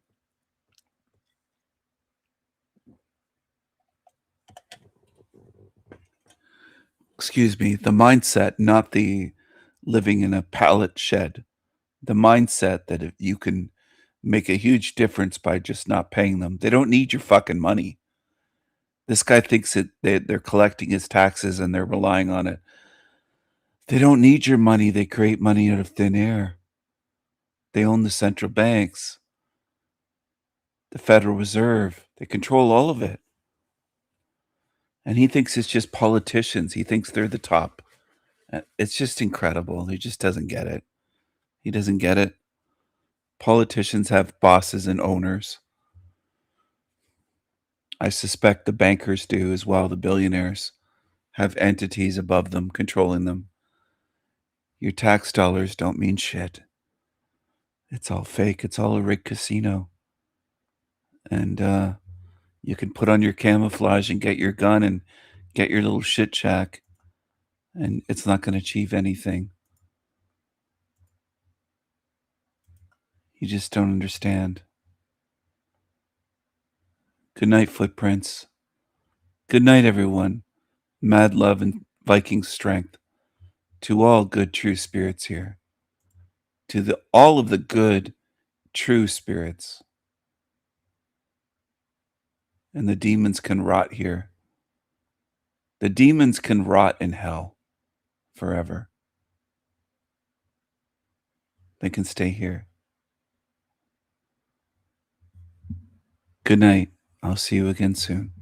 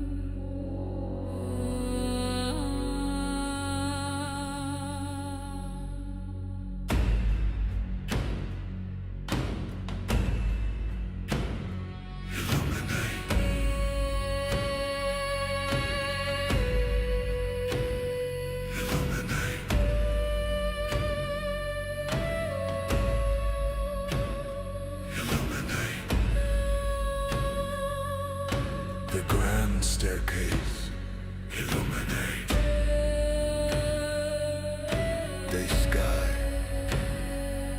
the mind, the inner eye, illuminate the spirit, illuminate the climb higher than heaven, illuminate. I am forever. Eternity swims within me.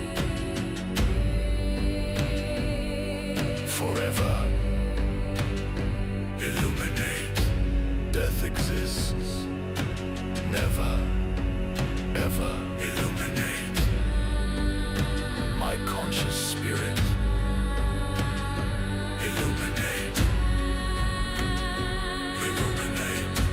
I always was. Illuminate. I forever will be. Illuminate. I am my own beyond